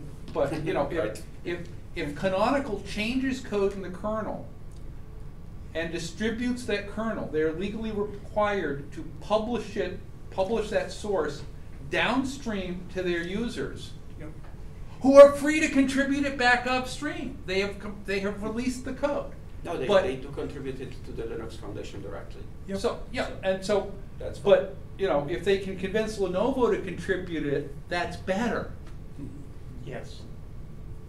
because Lenovo knows what the f is actually in the damn chip. Yep. So you know, it's a ridiculous argument. The other part of it being ridiculous is the kernel ain't everything. Counting kernel commits is malarkey. I mean, Ubuntu developers are generally Debian developers. They're contributing upstream to Debian. A lot of those patches aren't going to ever get to Linus's commit tree because they're not in the kernel. Yeah, that's also a self-feeding argument because basically the point is if you're a RHEL developer or a SLES developer, you need the backports because you're maintaining a distribution for 10 years, 15 years, Yep. whatever is the window. So you need to backport all of this stuff to an older version of the kernel that has got to live forever. So the result is that you get these crazy number of kernel commits from Red Hat developers and SUSE developers for their enterprise distros. Ubuntu has a different model, which is that they want to be fast movers. They don't backward as much, they don't need it. And porting I to don't know old, that that is porting that to old kernel backwarding rel, everything back into the past is such a huge back, contribution. backporting somebody else's patch onto 7 old kernels so that my former employer can continue to run an antique rel in production is nice, but it's not really contributing to the community. Right, so, you know, Um, everybody picks the metric that they Yeah, want. and that, to use. that metric makes Red Hat look very good, and I tell you, my former employer loved Red Hat because it would be supported for 10 years, because who wants to take a leading digit upgrade on hardware that's paid for? We finally managed to convince your previous employer to sign the dotted line again. So Good. winning. It is good that they're paying for the support they get. And it's even better that they're not paying Evil Prince Larry, and we're not mentioning names here. Wait, Do you Prince have Larry? any experience doing the upgrade from the last LTS to 16 to 18? Not in his VirtualBox he did. I know I did it on this. Remember I mentioned I was triple booted, and I was actually running 1710, and the upgrade to 18.04 LTS was very nice. Pretty smooth. So then I made the decision at some point I wanted to reformat I wanted to encrypt this. But I also went over to a client, my Iranian friend, and he was running back at 14, Oof. and he lost his passwords. And also, there was a stupid system that I could not boot from any of the newer USBs. It had nothing to do with the USB hardware. It was something that, it had to be something related to secure boot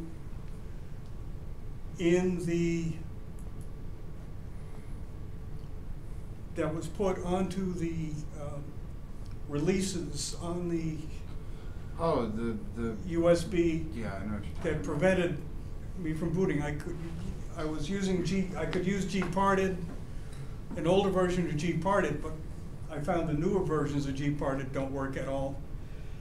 So I went there, I fixed the password thing, and then was able to log into Ubuntu and then do his upgrade. And it was an old system. And I got him up to 1604. Another thing, by the way, upgrading 1604,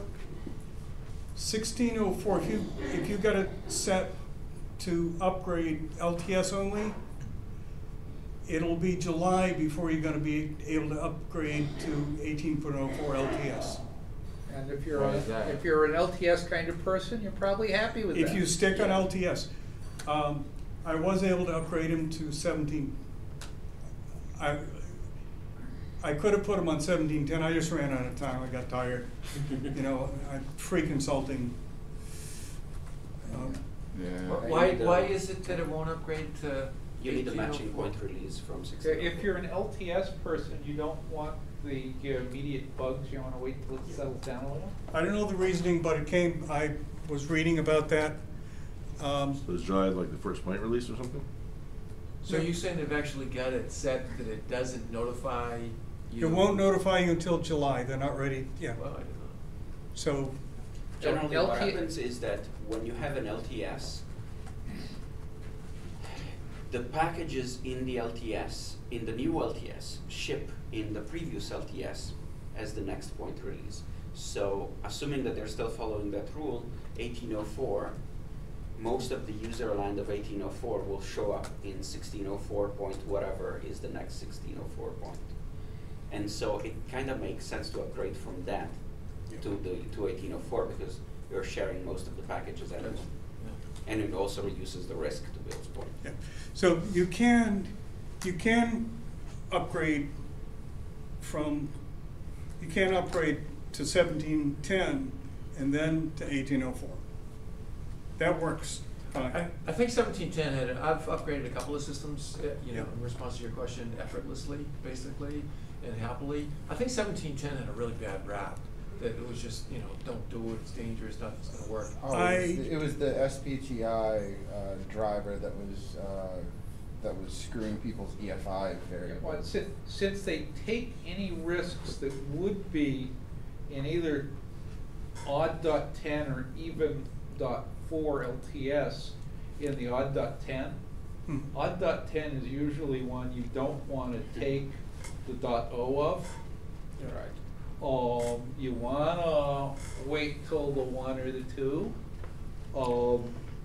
and likewise, I don't want to take the LTS until July. Yeah. But Well, I will say this, in the long stretch of time of Ubuntu, and you know, if you folks think differently, let me know. But in the early years, I could never upgrade from one release to the next. It was always a clean sweep, clean install, clean reconstruction. The past couple of years, it's been great. My experience, I go back a long time, but I used to be a SUSE user because I was working at, you were working for SUSE, or you were working for. Yeah, I was.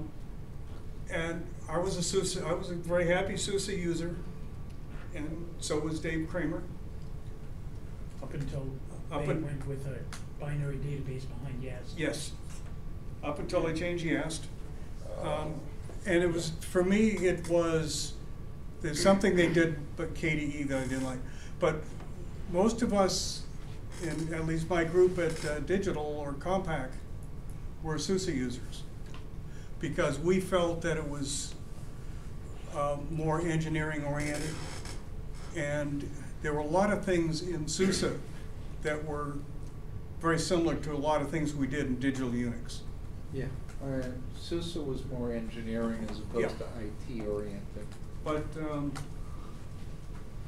then I actually switched from SUSE to Ubuntu.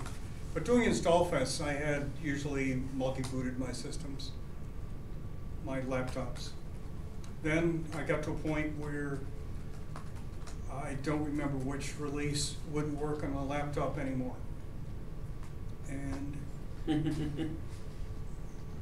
so I put Fedora on there. And that worked. And then the next LTS point release, fixed the problem. I'm using 1804 today. I had a different operating system, version 10, give or take, that did one of the auto upgrades today on one of my machines. Yep. And just, it sunk it. It's not working. So I'm using Ubuntu to pull the files off of that other operating system machine. Well, this guy was so bad, his graphics didn't work. Yeah. And I had to upgrade him by hand. And again, not really being a Debian, I started with Debian, really. My first desktop Linux that I used at home was Debian. But he could get a command line prompt. And again, no GUI. So what I had to do is I had to do a forced upgrade using apt-get, and I had forgotten all the apt-get commands, so I had to do the research because I used to know the depackage commands.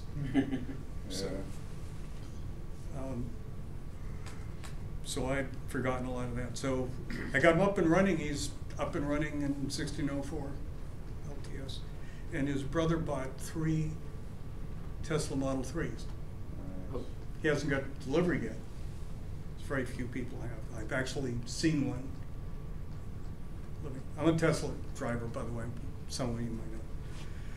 Anyway, what I have up on the screen right now is, I think that also runs Ubuntu. yes, it does. It absolutely does. But you don't get the command line. But Does you it got really? the 70. Is Ubuntu in the Tesla? Yes, it is. You just want to have that X term and type apply brakes now. What does it That's do what in the the guy Tesla? that's what the guy hacking the cell phone modem can do to you. And what version is it? I don't know what version, because they have their own releases. And what does it- 12.04 LTS. Is it the thing for like the control center? Is that what it, or is it like Yeah. the There are two, when you, autopilot and stuff? There are Yeah, there- probably multiple Linux. there's multiple, because you're essentially, if you reboot it, you can actually reboot the system while you're driving. That's a good thing. Yeah. Actually, that's one of the new features in 18.04, which is upgrades without rebooting, Oh, right? that's right. So one of the big features is you can, for some number of functions, you no longer have to Yep. reboot the system. Well, yeah, it's they stopped Do we know? they stopped quote unquote forcing you to restart. Maybe that was the Well, Tesla no, contribution. there's more I than don't know. just that. There's This is kernel live patching. Oh, and okay. somebody has a patent on kernel live patching so that they either license it or work Oh, it's around K it. the people behind Case Blaze, I think. Yeah. It's not. So there is Ksplice, which was the original. Oracle bought that. Then there is, I don't know the names now, but there is a framework that basically SUSE and Red Hat agreed on that is not Ksplice, because I don't know if there are patents there or it's just a mutual love of Oracle. But SUSE and Red Hat basically came up with a system that is not Ksplice, agreed on the kernel bits to be the same, and then the user space commands are different. And the SUSE ones are called kgraft, and I don't know what the Red Hat ones are. But there are userland commands going into the same facility. Right. And what you do is that you're live patching the kernel similarly to what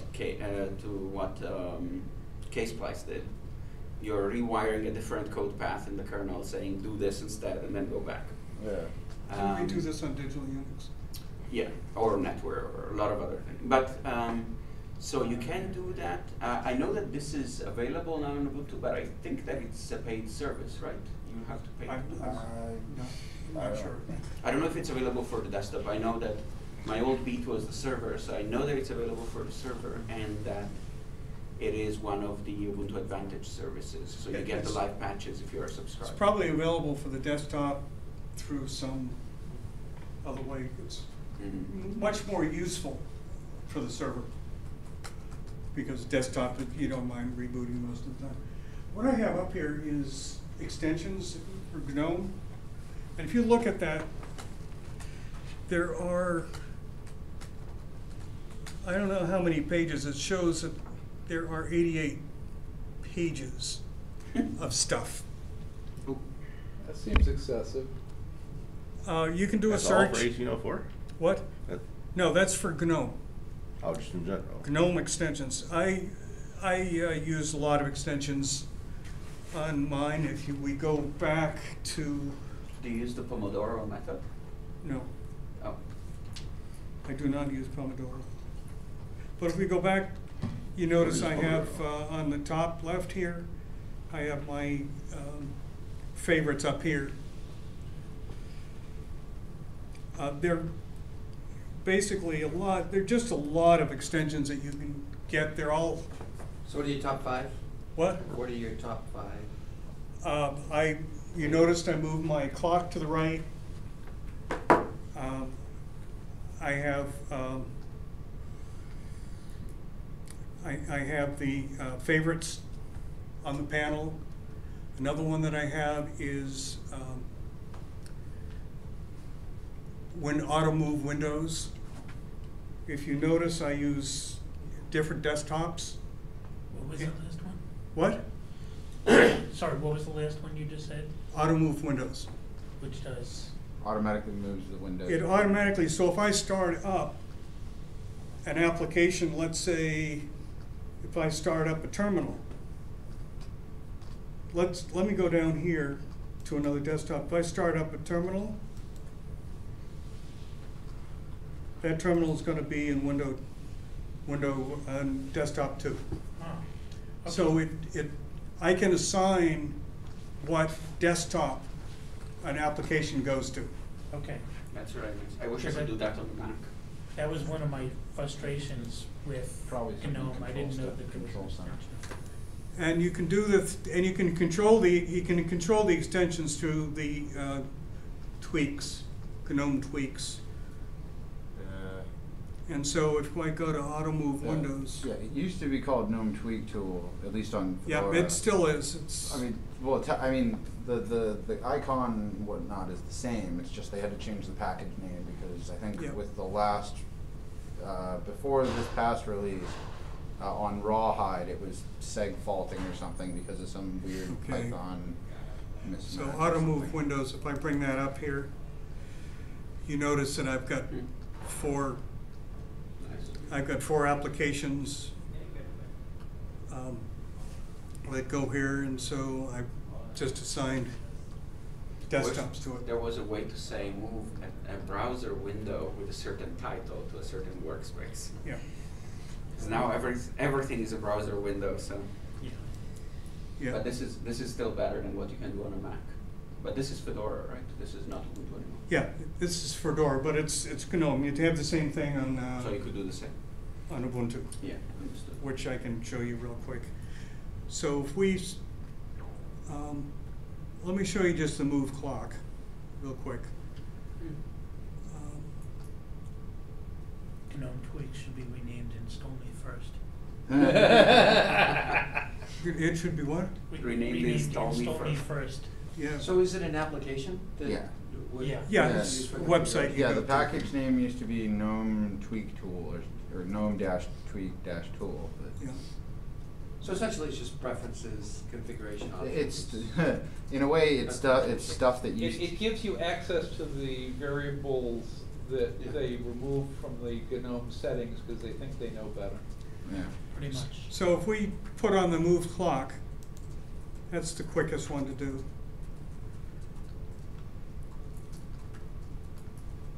Oh, what I have to do is I have to put on glasses to read this.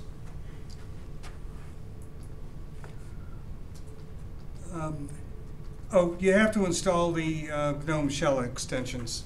I don't have them installed, so Yeah. If you install. it's just a connection. It's just a connection, so Oh. you can. Yeah, you can either do it through the GNOME Software Center, but Yeah. Or that's the Ubuntu store. That's Yeah. yeah. Yeah, if you install GNOME-tweaks or whatever on Fedora, it automatically pulls in. I think. Yeah. No, it actually doesn't. Oh, sorry, I'm thinking. The ironically, the name of the package is Chrome GNOME Shell.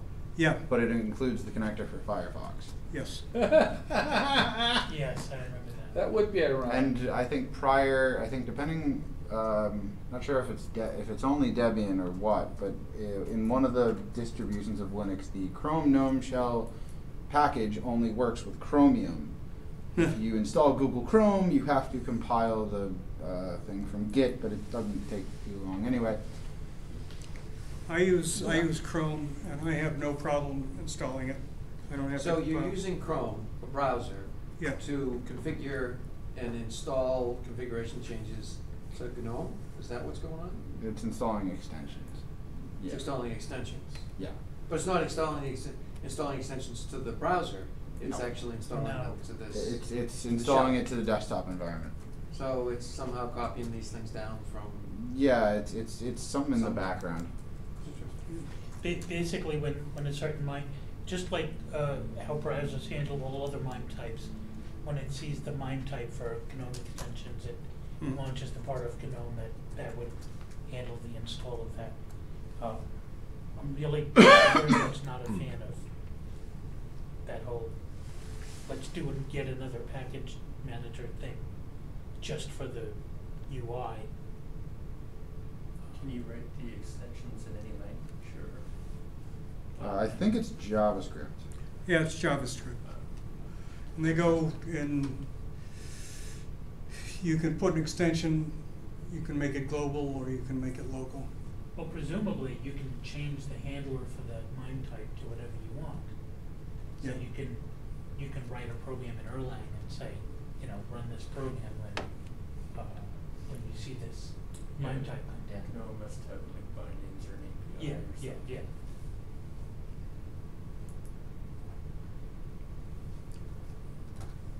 Another thing that you have with GNOME that I like, I actually have to exit Firefox. I don't know if I installed it. But I'm just going to go back to Fedora. If I do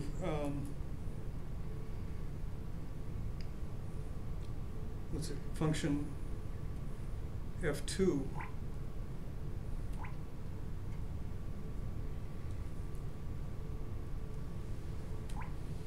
there used to be a command line that it brought up. This may be disabled in Fedora 28.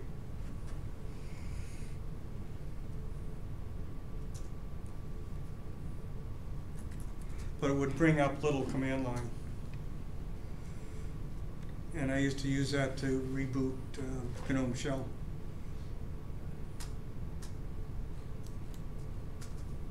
So let's go back to Ubuntu. Do you generally find Fedora is more cutting edge, more recent versions of stuff, or To a degree. Ubuntu? To most extent, you know, there are always things that you may need newer things of that aren't in the distro. So the distro doesn't always have the latest things, and that goes for both Ubuntu and for GNOME, or for Fedora. Isn't that one of the reasons why they're pushing the snap strategy? The idea being that you can get more current, up-to-date packages? 'Cause, I mean, that's one of the reasons why I'd move to a new version sooner, because you're gonna get newer stuff rather than waiting for 6 months, right? But my understanding is with the snaps, they're easier for developers to update, and therefore you're more likely to get newer stuff. That's a philosophy, yeah. Yeah. Again, snaps actually were nice. I wish we had actually had that talk on snaps, because they do solve a problem. And I think Fedora has a, Do we know anyone canonical we could invite? no, I don't know, maybe, Not local that I can think of. you know. So everyone I knew who was at canonical is now at Fedora. Yep. There is someone that would have been the right person, but left Canonical, is now working for Resin. So I don't know off the top of my head of someone who would be good on that topic that lives in Boston. Okay. But snaps mostly were meant as an IoT strategy originally. Yeah. They have other uses, but that was the original inception. In terms of the freshness of software, what you have to think about is, besides Debian, that's always the slowest possible option. Well, the stable branch of Debian anyway. Yeah, Debian SID's kind of. Yeah, it's gotten better. We don't but speak about still. Uncle Sid. Oh, that's horrible. But if you look at Fedora or Ubuntu, they're relatively fast. Like Jerry was saying, there isn't a distribution that has everything. So usually what happens is that if you are a developer, you wind up using, I don't know, CPAN, pip, whatever is your tool of choice to bring down modules. And there is no way the distributions can compete with that. On the other hand, if you use modules from, I don't know, CPAN or pip, you will see changes that you wouldn't see in a distribution. A distribution tries to stay compatible with itself. It doesn't have to be RHEL that tries for compatibility at any cost. Even Ubuntu is fairly compatible with itself. Yeah. If instead you're pulling random things from pip, the integration is up to you. So things change under your feet, and you need to know what the integration is. So there is that, one difference. The other is, if you're a developer in the Red Hat ecosystem, it makes much more sense to develop in Fedora and push the RHEL, obviously, because they're at least similar. If you are a developer on a Mac, it's popular to push from Macs onto Ubuntu or from Ubuntu onto whatever you're using on the public cloud. So it's kind of a question of taste and combinations. But Fedora to RHEL makes a heck of a lot of sense, and so most Fedora users I know develop for a server side that runs on RHEL. Yeah, because Fedora is unofficially the community distribution of Yeah, Red Hat. that's what RHEL is made from. Next month, we're going to be talking about X-ray astronomy in the invisible universe. Jonathan McDowell, you put me onto Jonathan. Yes, I did. It was funny that my son-in-law works, Jonathan McDowell works at the Smithsonian Astrophysical Observatory, and so does my son-in-law. He's one of the system maintainers. He's a Linux guy, the system manager. He doesn't know John, they've never met. So it'd be interesting because I hope my son-in-law is gonna join us for that meeting. But he knows all about it because he manages, by the way, the Smithsonian is a big Linux shop. So is NASA, of course. Hey, Federico, would you like to do a talk in like July or August? I cannot do July. I could do August, but probably it's better if I do the second half of the year. I mean, that's already the second half of the year, but I meant Well, October's later next after in that, I the year. guess. Let me see. What's the travel calendar looking like? I have to be in town to speak. That's the Oh, yeah. first requirement. So, oh, there we go.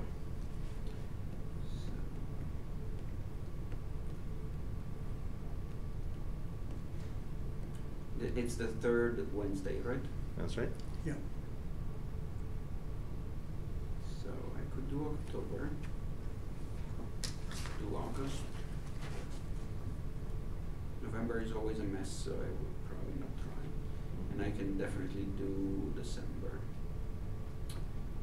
So,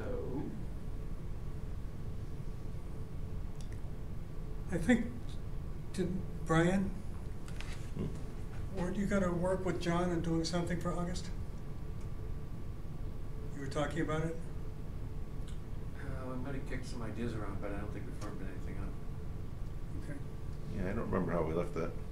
There was some email thread that the two of you had about August. Okay. Just have to dig through my inbox and try to remember. Can I ask a probably GNOME question? Yeah. So one of the things that I missed going from KDE GNOME is the notification panel for applications. And there was some plugin that kind of adds some of them, but I found sometimes some apps would appear there and some apps wouldn't. What do you mean? Like in KDE, you can't see my screen from here, but like there's a panel where applications can have icons that can like change their overlays if things happen. Oh. Like when MegaSync syncs, it does a sync signal. Oh, yeah, that's indicators. The GNOME removed it technically, but you can install it with top icons, or top icons plus or something. Okay. That's one of the, I never used that. But there, as I said, the extensions, there are hundreds of extensions and you can kind of search for them. Yeah. Or you can just go through page after page after page. Yeah. I did. Yeah, not all of them are packaged in Fedora and Debian. It's only like a handful of them. Yeah, but the nice thing, the way you do this, I show this, I couldn't show it on Ubuntu, but I can show it on, here, first of all, let's turn on my mouse here, there we go.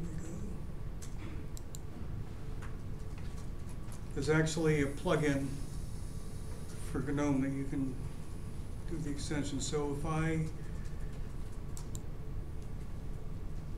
let's add an extension here.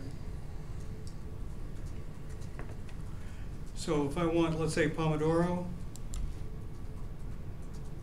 if you notice that I have a on-off switch here, so if I click on on, it's going to ask me if I want to download and install.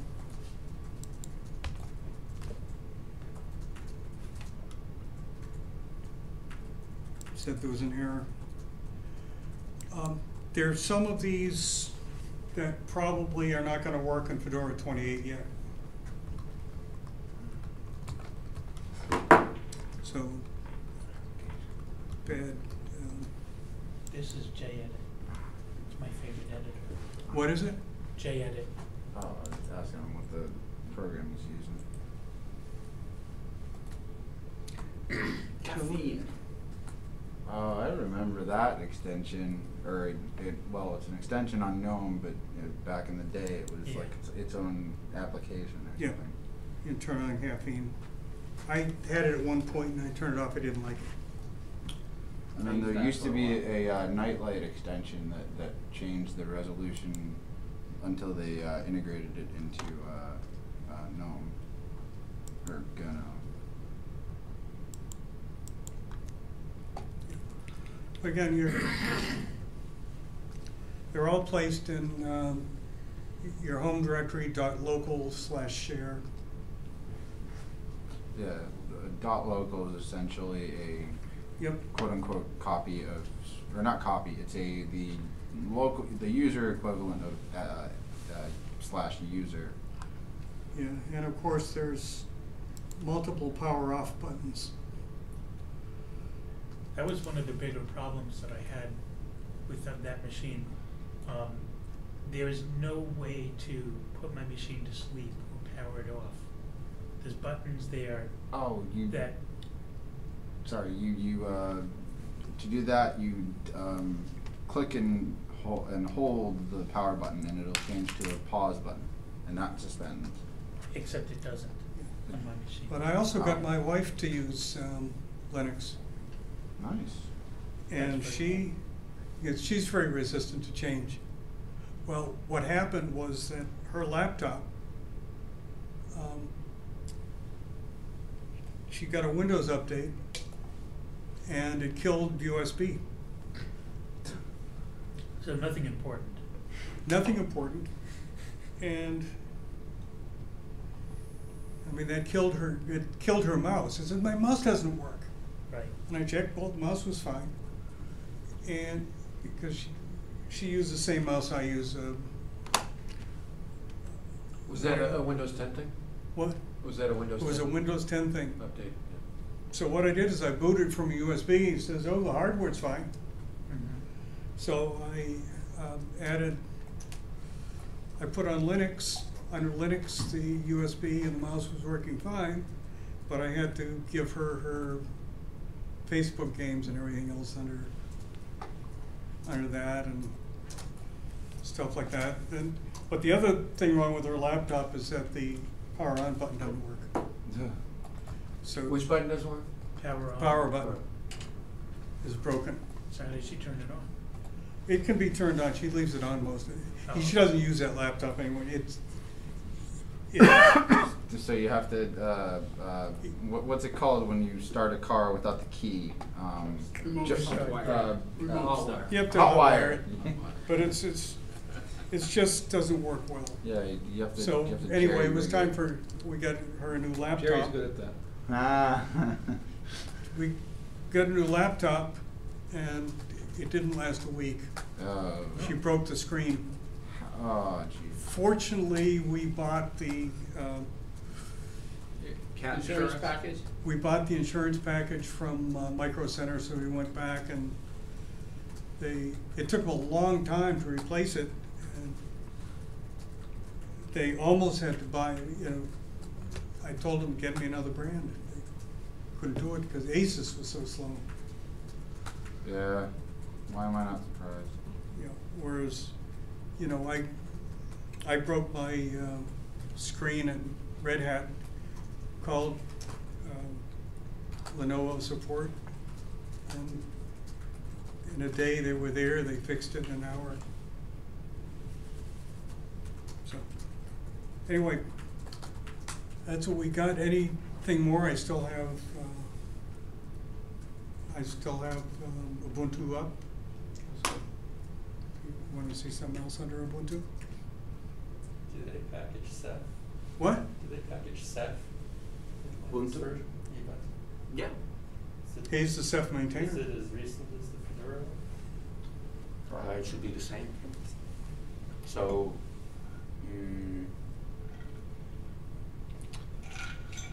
the Ceph community does upstream packaging for most major distributions, Debian, Fedora, Ubuntu.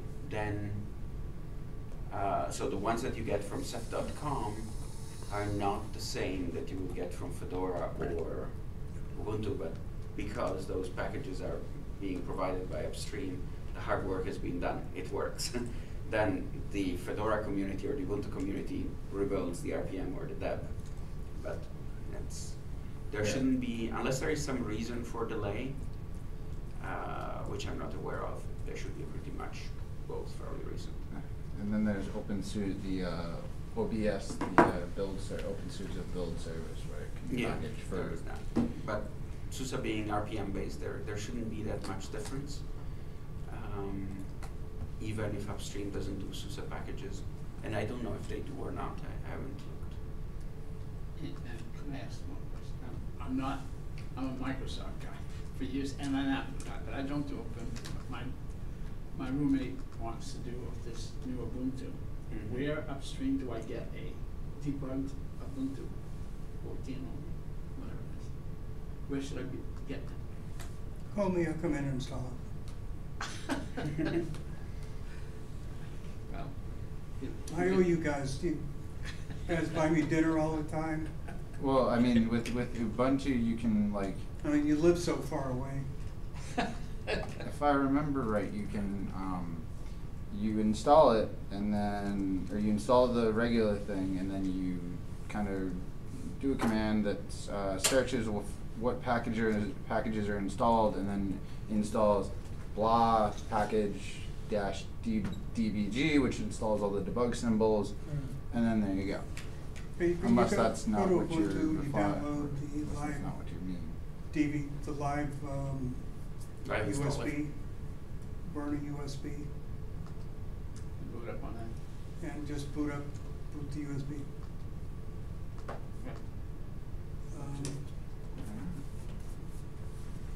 When you install the debug versions, do you need to uninstall the other versions?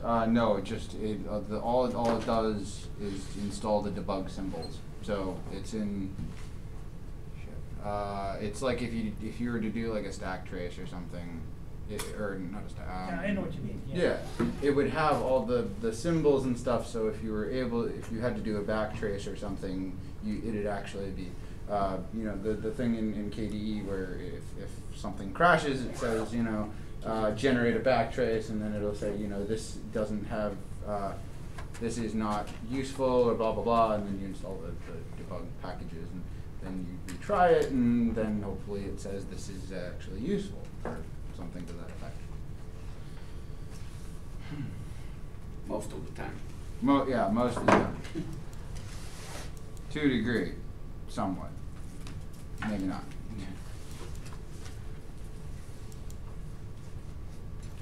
It's like that.